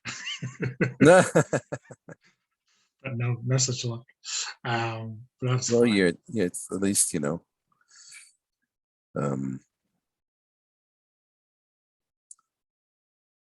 Okay. We take a break. We said quarter past. I've got 8 minutes past right now. Sure. Yeah. okay.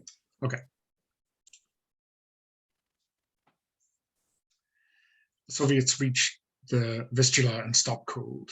A home army status report taken from the hand of a dead Grey Ranks courier.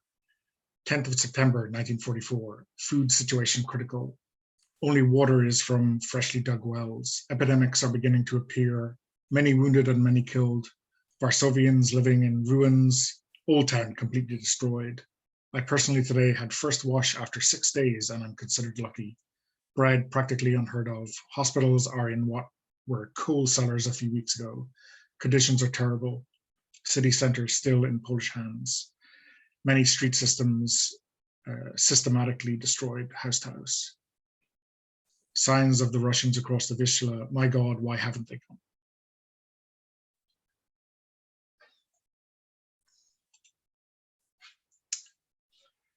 So, I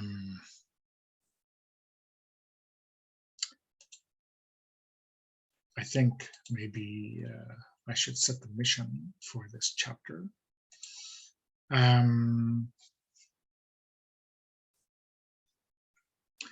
I think maybe what we are doing is getting false papers to help some of our people or some of our family to escape from this hellhole. Perhaps it's still not too late.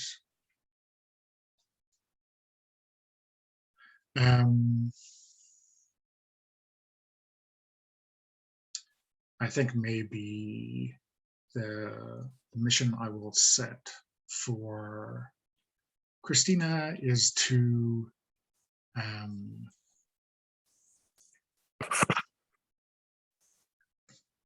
be getting her hands on some paper or some kind of printing equipment that we could use to be the basis for these passes that will get people through the lines.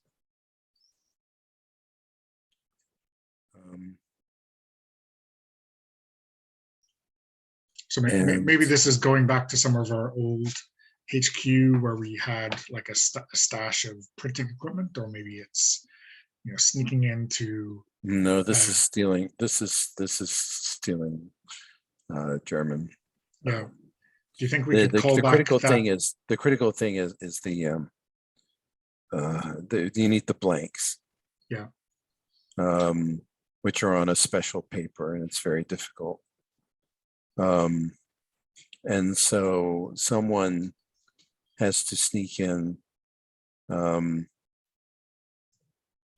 and I think there's probably a window which is not very large. And so it's up on a second story. Somebody is, we spotted a window that someone relatively small could open and climb into to get into this official's office and break into his desk and steal some of the blanks. And the ground floor is strongly guarded, but at night there's not a lot of people up on the second floor. So, but it's filthy dangerous to do this. And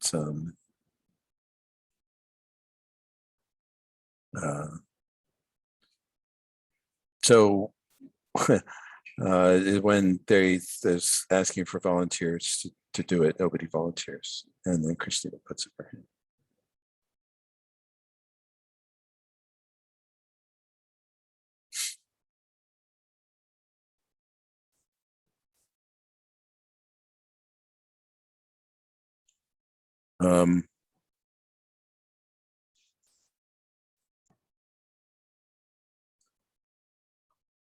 So do you think maybe a couple of people have to help you boost you up to that kind of first floor window? Oh, absolutely. Yeah. Somebody has to be a lookout. Somebody has to give me a leg up so that I can grab hold of the fire escape, and pull myself up there. And the idea is that I get the blanks and put them in a bag and toss the bag down. Somebody will take off with the bag, and then I'll get out of there however I can, depending upon whether or not the guards at the ground have been evacuated. But at least if I get caught, then I will still get the blanks. And that's what I think.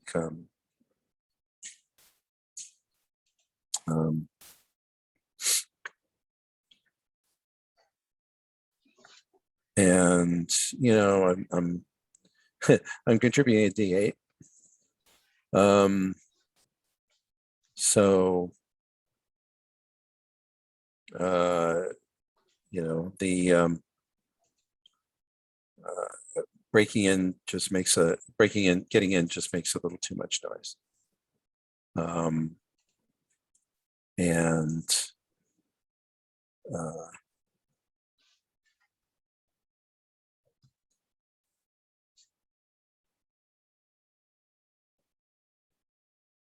And I think I think Christina manages to grab some something out of the desk, and she tosses it down, and then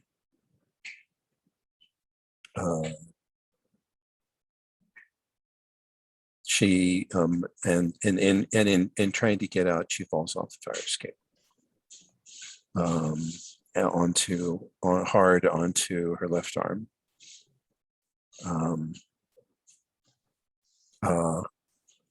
And she manages to get away, but her arm doesn't work. And somebody splints it the best they can and things like that, but she's in a lot of pain. And it might be broken, but whereas there's no available doctor. So what are you going to do exactly?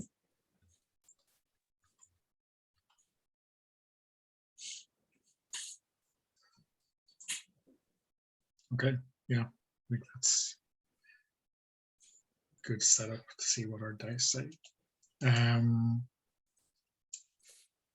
You have a personal scene, or you want to set one for Marek?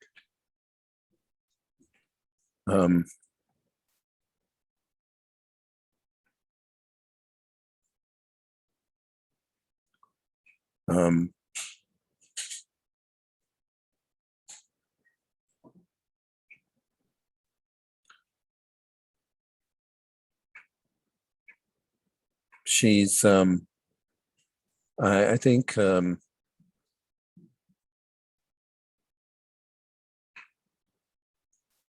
the personal scene is with her mother, and she produces for her mother a travel paper,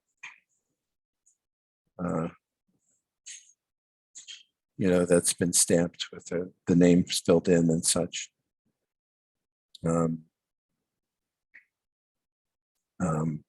Which is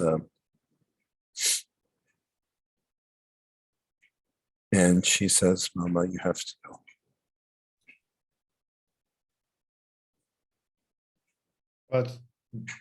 But go where?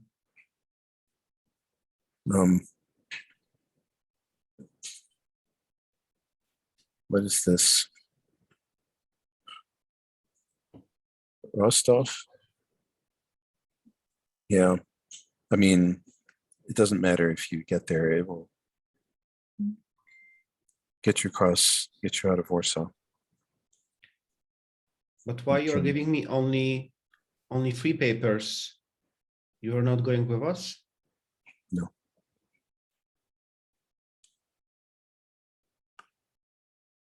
No, I can't.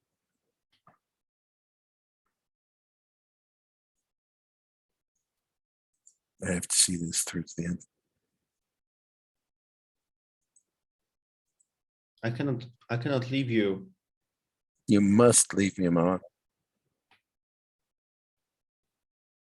I wasn't able to stay with your father, but I cannot leave one of my 3 daughters.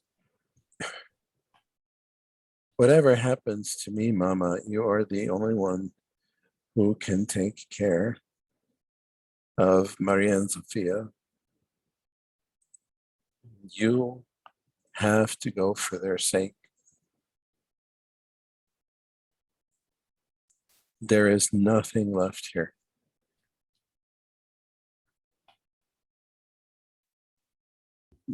After what little resistance there is left, the Germans will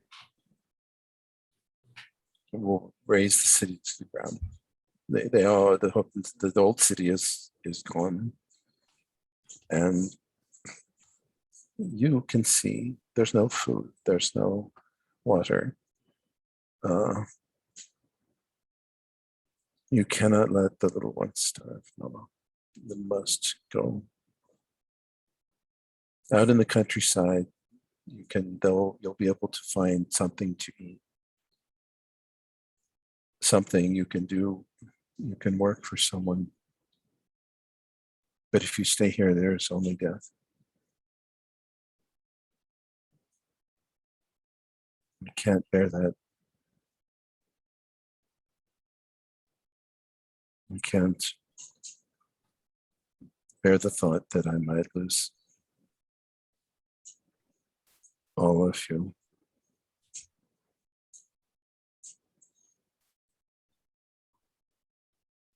And what about you? You're staying here? I'll stay as long as I can.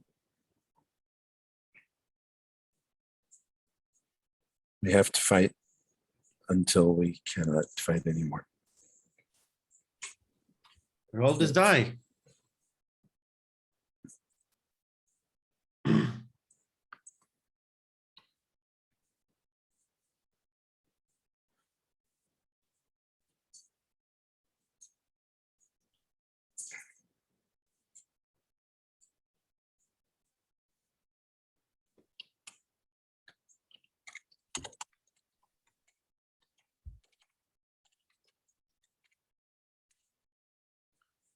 Okay, what am I rolling? That's a good question.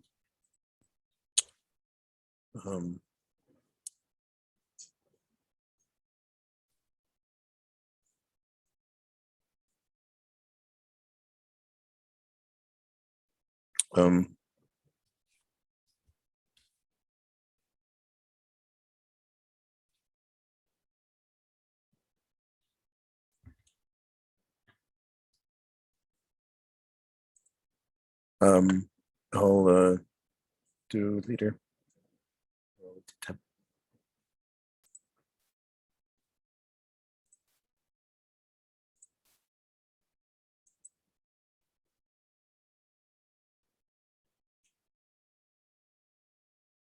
And they go.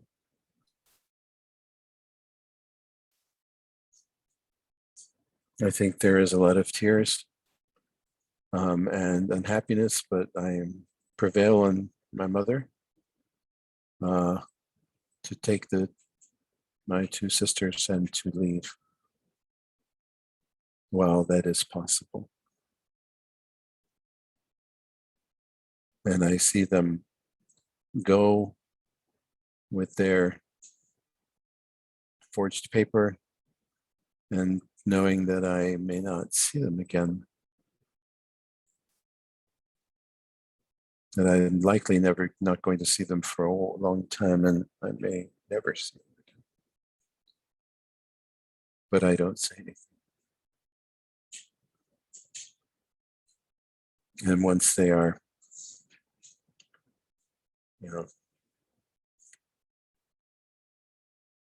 once they are on the I think it's probably like a,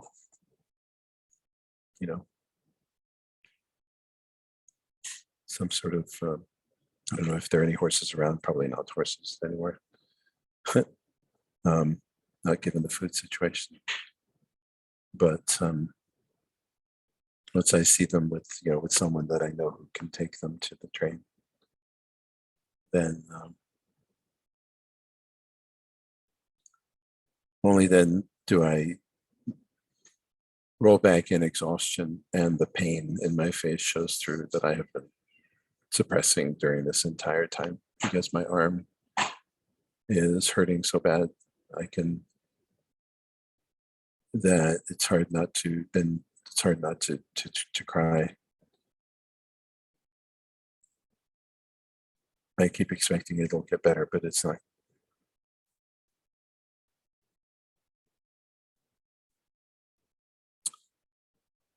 So, mission scene, huh? We need some mission scene. I guess, but both of us, right? Mm-hmm. Okay, well, You should set for Marek though, so that we can. yes. Yeah.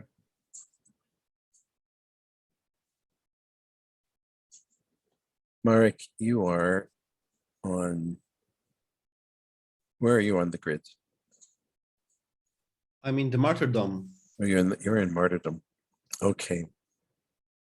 Here we go.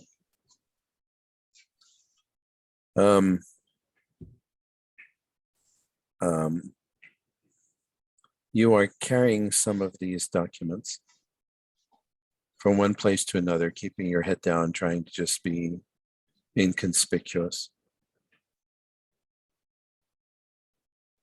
When you stop dead in your tracks, because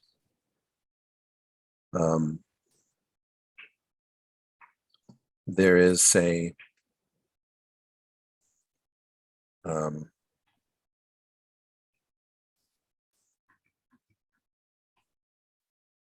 what should it be?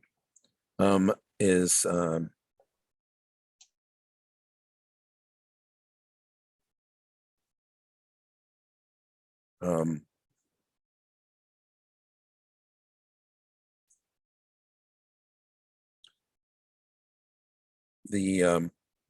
this is a relatively intact part of town because the Germans have control over it. And you're, kind of moving from one shadow to another, trying not to be spotted, when suddenly there is a sound near you and a door opens up, and a drunken SS officer steps out into the street, and he waves goodbye to, friends of his and such, and kind of, pats his pockets to make sure everything's there, and his head is on his head, and he's obviously been enjoying himself, and there is the representation of everything terrible that has happened to your beloved city, right there. And you're on an important mission, but he's there. He's, for the moment, he's alone. And what do you do?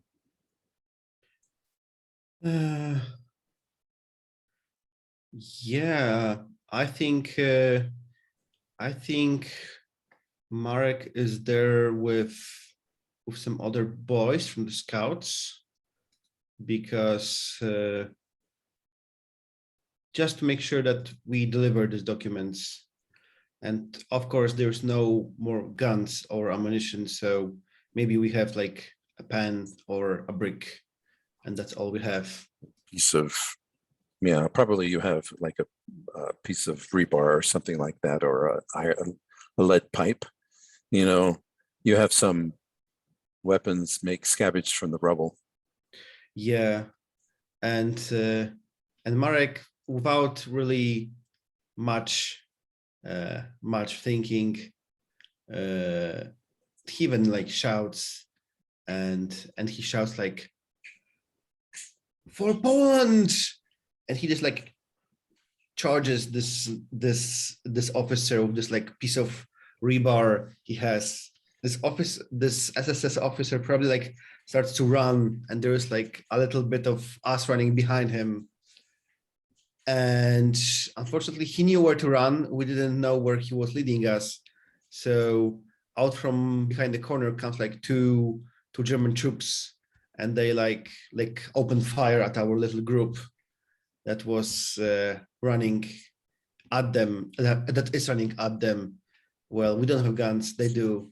So probably the camera cuts to like Marek standing behind some wall, as we see like most of the probably like 4 or 5 guys were with him are like lying dead on the streets, and he still has this like piece of rebar and this like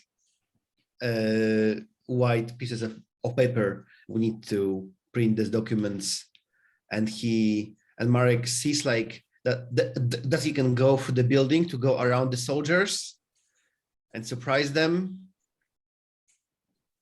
and but he also looks at the dead bodies of like 3 of those guys who were with him, who are already did that for this mission. Mhm.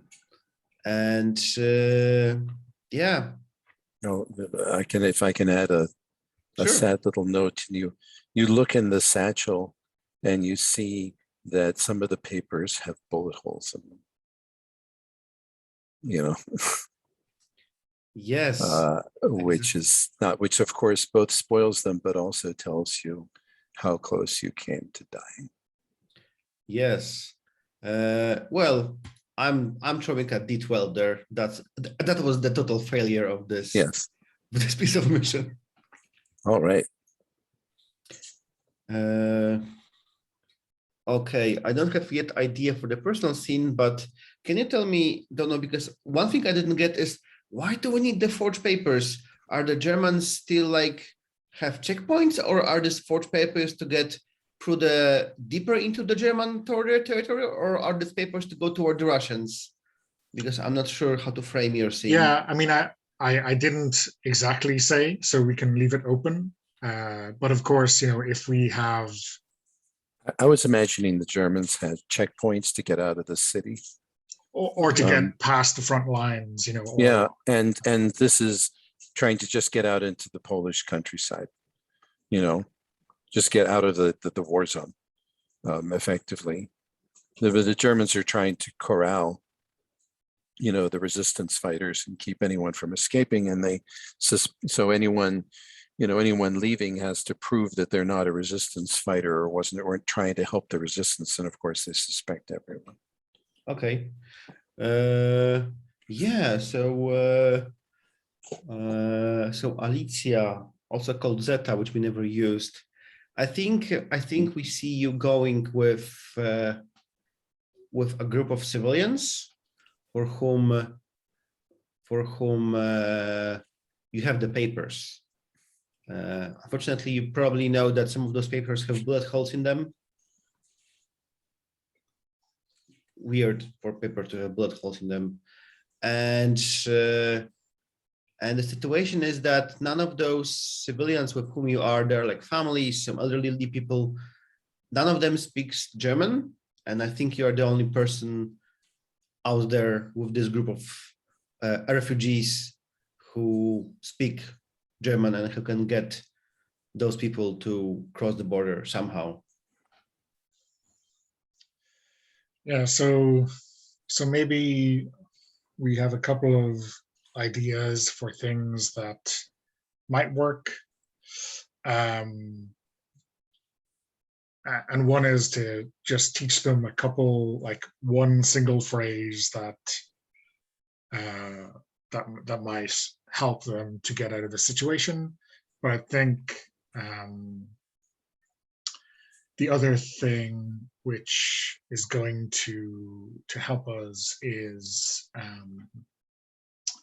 maybe we're going to pretend that some of these people were near a shelling or near an artillery piece, and so put a little bit of blood next to their ears to suggest that their hearing is gone, temporarily at least. So that might get us around the problem. So I think I'm going to check subtle reputation for a D10 for the mission. But I think like the downside for Alicia at least is that she's like the spokesperson for this group. So she's going to be drawing a lot of attention on herself. Like she's going to be waving these people through, but if they get suspicious, she's going to be caught in it. And I think maybe in the mission we can see that happen. Right? We see the Germans start to push her for more answers, and she's playing for time.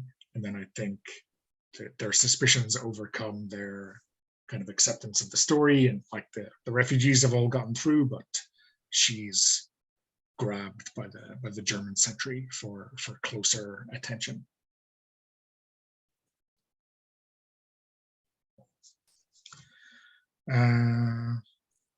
So I guess that's our 3 mission, right? Yes.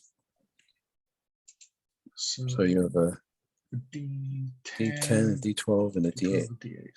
Okay. And we need a 27. We need 27, yeah.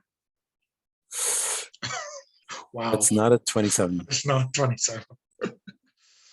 Is it even? I guess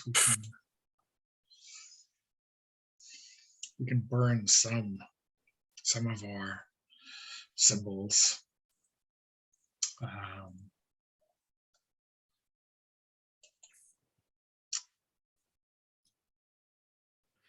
I think, yeah, I think I'm going to burn. Oh, because no, but your locket is in position of Christina, yes? Yes. Yeah, but you know, we can still totally, I mean, destroy us, you know.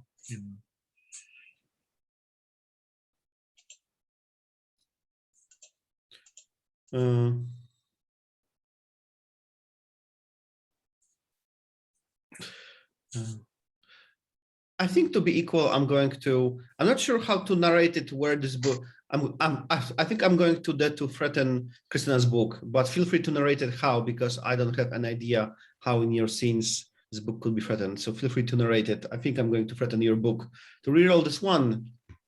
And I don't know, we'll see what will come of it. Yes, I have an idea. Let's reroll this. Instead of the one, we have a 7. Oh no, we lost the results. It's next time you can see the. Yeah, it was a 10. It was a 10. And so now it is a 16 out of 27. Is it even possible? Was it worth it? Well, if you had rolled a 10 or 12, it would have been possible. Yeah. Not with one roll, but we can threaten multiple. You can, but the problem is that the probability is way down. You have to threaten 2 more, and they both have to be good rolls. 10 maybe pluses, this isn't. Yeah. Maybe this isn't it. I think what Christina takes out her book, and she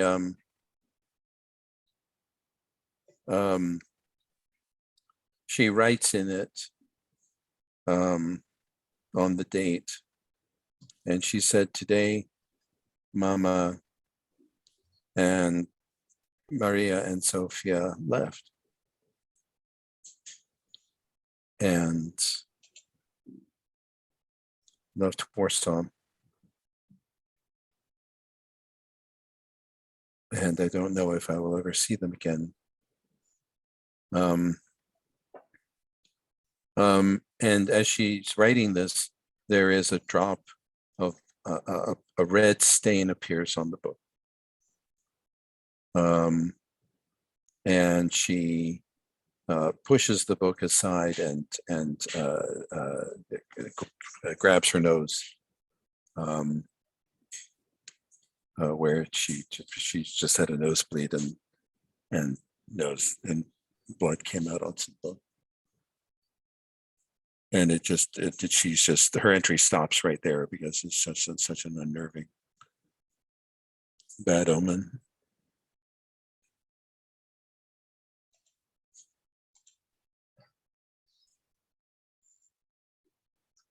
And she kind of dabs at it a little bit and closes it and puts it away.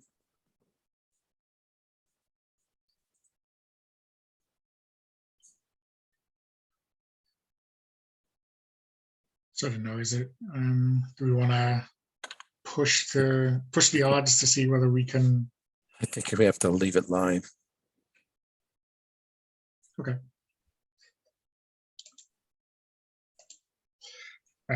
So we have a personal scene from Marek and Alicia left. Yes.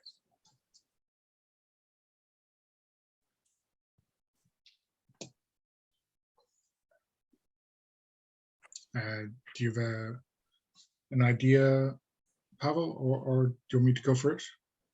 Go in first. I have not much idea for the personal scene.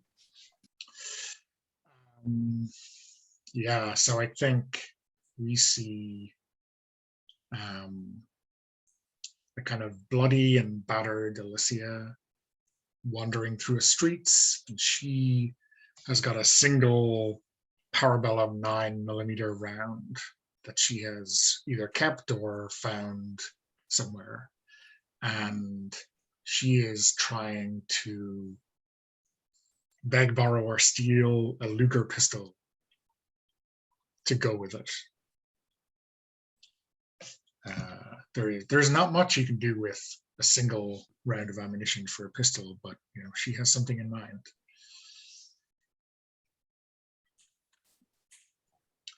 And yeah, I think my die from the grid is a D4, which is an insta failure. Right.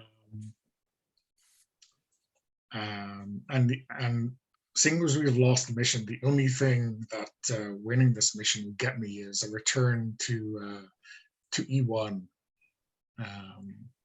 So I think I will just leave it there with my D4 failing.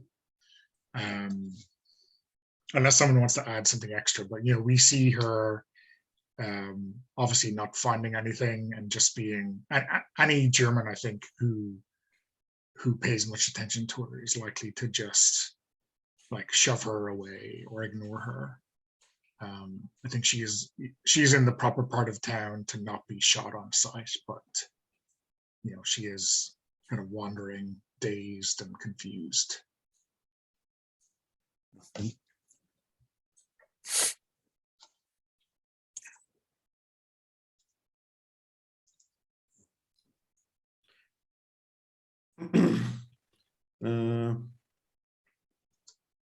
I think for a personal scene, I'm going to take an inspiration from here, which reads Ayas Huzinov, who is an officer of Rona, and I checked that Rona were like Russians serving Germans, if I read that correctly. He's about to commit a mass murder, so I assume that he's about to kill a bunch of Polish people as unarmed civilians, and Marek is there, and we probably like cut to the scene. Yeah, he's not Russian. He's Azeri, but yeah, nominally Soviet, but hates the Russians almost certainly. Yeah, good that you checked. Well, and Marek is there, and we cut to them to like they're probably like a bunch of civilians on their knees, just like waiting to be shot, and this officer is there, and Marek just like enters the Marek. It probably like happens even somewhere on the street, and just like Marek is there with like hands up because like the guy has a gun, Marek doesn't have a gun, so Marek decided to try to talk him not to do it, and Marek is there. He's like talking to this officer. You don't have to do it. These are just like, those are like civilians. They didn't took part in the fighting. They're just like living here. You don't have to like punish them or do anything to them. Those are just like innocent people. Think about your countrymen. If they were here, you probably like would like to see them survive. These are just like civilians. You don't have to do it. And probably they have like conversation where he like tells him about that those are like traitors, or like one can never trust a Polish civilian, and yeah, if they didn't fight, they helped out people who did. You know, the Warsaw, the whole population of Warsaw bears the responsibility for the, for the injury. This was not the fault of the Germans. This is the fault of those people who spilled blood. Everything was orderly, blah blah blah. Hollow. He's, he's clearly, I think he's clearly relishing it. This opportunity to kill these people, because he is a horrible man. Yeah, definitely. So Marek is there, and Marek says, Well then kill me first, because I was killing Germans. I was taking part of the fight. Then kill me first, because I'm the one who was actually doing it, and let them be. Just yeah, I confess, I was fighting from the shadows, killing everyone who isn't Polish. Just kill me first, because I really deserved it in your point of view. And I don't know what I'm hoping to get from here, but No, we'll no, see no. since I'm not here. I have a great idea, but you should roll to see whether you persuade him. Yeah. I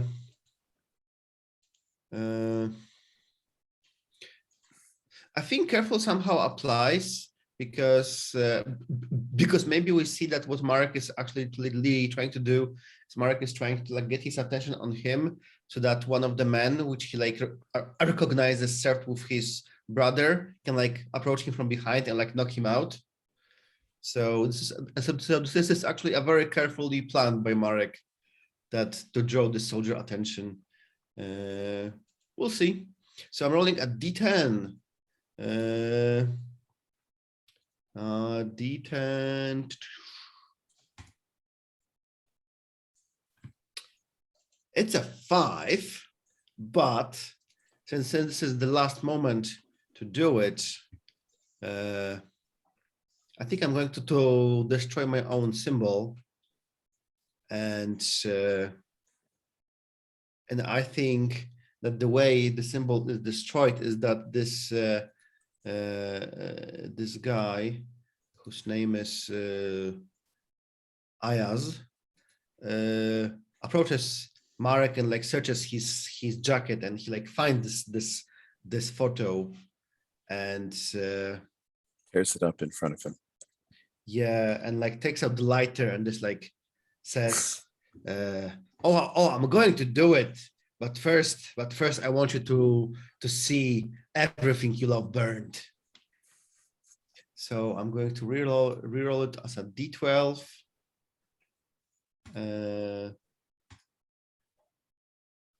Nah, that's a 4. So so probably what we see happens is that somehow what Marek hoped was about to happen happens. This like Polish soldier which was there among the civilian rushes forward to tackle this like Rona officer, but I think he noticed this and he just like turns and just like with a burst of automatic fire like cuts down this like soldier and a couple of the civilians. And then he just like shouts to the other soldiers to take us all somewhere for the public execution. Can I I don't know suggest what will something happen. even more brutal? Go for it. I Okay. didn't. He basically says to you, he says, you know, that was a very careless thing for you to do. And for that, you will get this, you know, they basically say, make him watch. And a soldier grabs you and holds you, you know, pushes you to your knees and holds you. And he puts away the submachine gun and he takes out a pistol and he shoots each one of them in the head one at a time. You know, and you're forced to watch as this whole, you know, group of civilians gets executed. He stops in the middle to reload his automatic, just taking his time, putting the bullets in, and then he starts in again down the line of civilians, just shooting one at a time. So yeah. Perfect. But I wasn't able to be that brutal, but yeah, this was perfect. No, what he says, it just, the description you picked was, you know, a particularly brutal man. It's like, Perfect. so he would delight in it would be better than killing you is making you watch people being killed in front of your eyes. Mm-hmm. Who? So All right. our final accounting. Brandon, where's Christina and where is she going? Oh, do I still have a personal scene? No, but but we have to find out where she ends up. Right. Oh, where she ends Yeah. up. Oh, so there's an epilogue at this point, kind of thing. Yeah. So we'll do chapter 10, which is an epilogue and kind of feature. Okay, but don't we have a mission roll? Yeah, we did that already. Oh, we did that already. Yeah. I'm sorry. So we Sorry. failed the mission. And I got behind. yeah. Okay.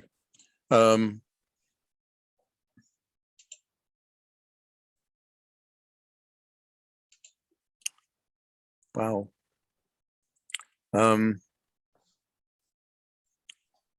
Christina ended up gridwise on. So we should, do we make the moves on the grid? Yeah. So where are you starting in? You're on A4. Okay. According to I'm the on sheet. A4. And then you won the personal scene. And I lost won the mission, personal scene, lost the mission. So you're going to A5. And so I go to A5, which is nervous breakdown. Yeah. And you haven't been there before. I have not been there before. Unless I move twice. Yeah. Who moves twice? I get to pick, but I want to know where everyone. Well, let's see. So if I moved twice, I would end up in martyrdom and would go out that way. Yeah. Mark is going. If I move once, I'll end up in nervous breakdown, but it won't kill me. Mark is going down to B1. Okay. So you were in A1, you went down to B1. Okay. Mm-hmm. And I was in E5 going down to A5, nervous breakdown. So I guess there's no need for any of us to end up in the same place twice. So I guess we can still keep complete control over our epilogues. So I will move Marek twice. So then you're going down to C1. I don't mind if you move me twice. Yeah, I mean, if you want to have a terrible epilogue, you still have complete control over that. Yeah. Okay. Well. Yeah. Because I think it's very appropriate. Whether it's nervous breakdown or martyrdom, it comes to the same thing. Because I think what Christina does is she packs up, she takes her scrapbook and she wraps it up in a cloth carefully. And she puts it away someplace where someone will find it. You know, she in other words, she wraps it in something weatherproof. And she stashes it in the corner of some building that's in good enough shape that it's not going to be destroyed. Okay. And yeah, let's read the Radio Lightning for chapter 10, and then everyone has a personal scene to describe how their character faces capitulation and to describe a future for them. So we can be soldiers of fighting Warsaw. Today, October 3rd, I've decided to call a halt to the fighting. I hereby ask of all soldiers to obey in good order all commands that will be issued as a consequence of our decision to stop fighting. The civilian population is to obey all evacuation orders issued by me, the commanding officer of the city, and the civilian administration.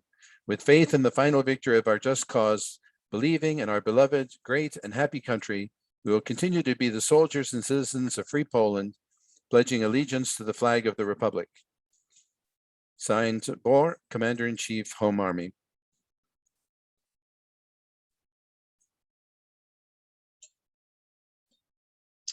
So do you want to given that you were already thinking about it, Brandon, do you want Yeah, no, okay, well, I have a very depressing one, but you know. Yeah, she takes her scrapbook and she wraps it up lovingly in a weatherproof cover and puts that in a bag and seals that up.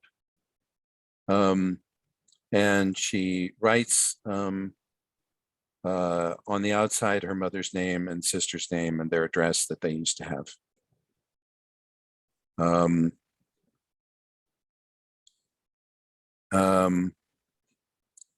And she stashes that somewhere, or she gives it to someone. And she said, here, take this. I think she gives it to someone. She says, take this and see that my family gets it if you can. And then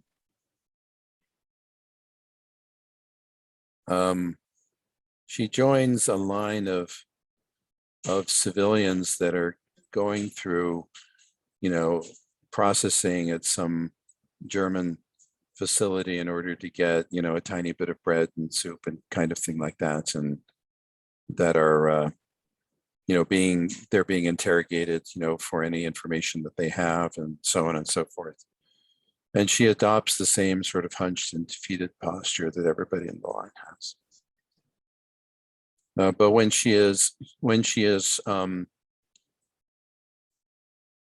brought forward and she is, you know, shoved into the desk and things like that, and they're basically say, you know, you will tell us everything you know and give us any information you have. And if she says, I have a very important piece of information for you, you know, Commandant.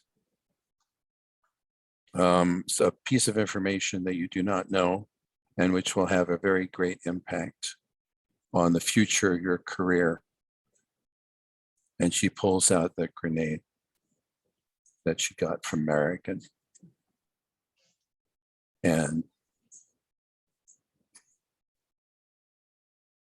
there is an explosion that is seen from the outside.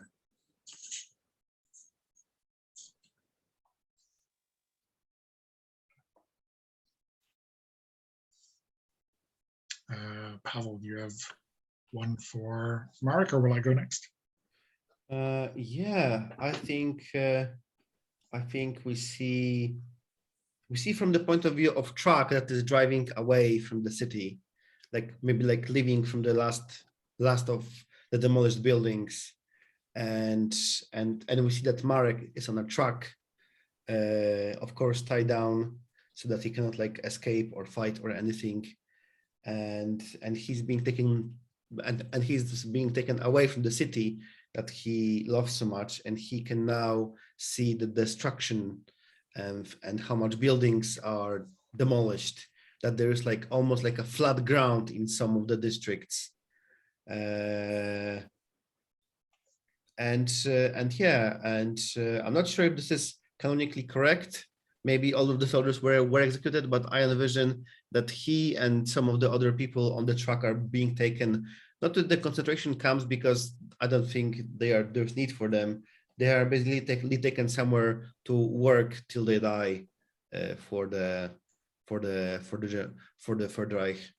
And yeah, and for Marek, the most depressing is the sight of his beloved city almost like totally demolished and very flat in some of the places where the buildings are no longer standing.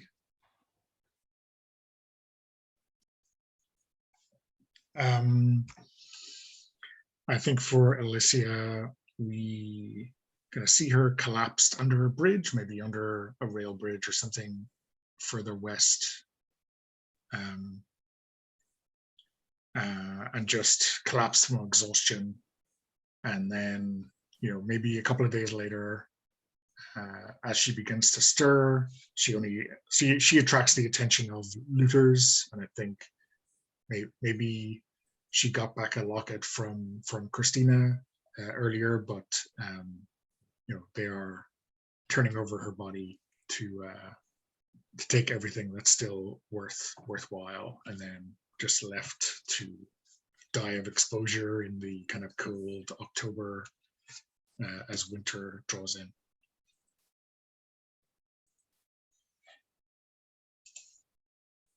Okay, so that is that. I'm going to stop recording, and then we'll do a quick debrief. Yeah. Just You have to stop recording. There's nothing left. yeah, there's nothing left. Okay.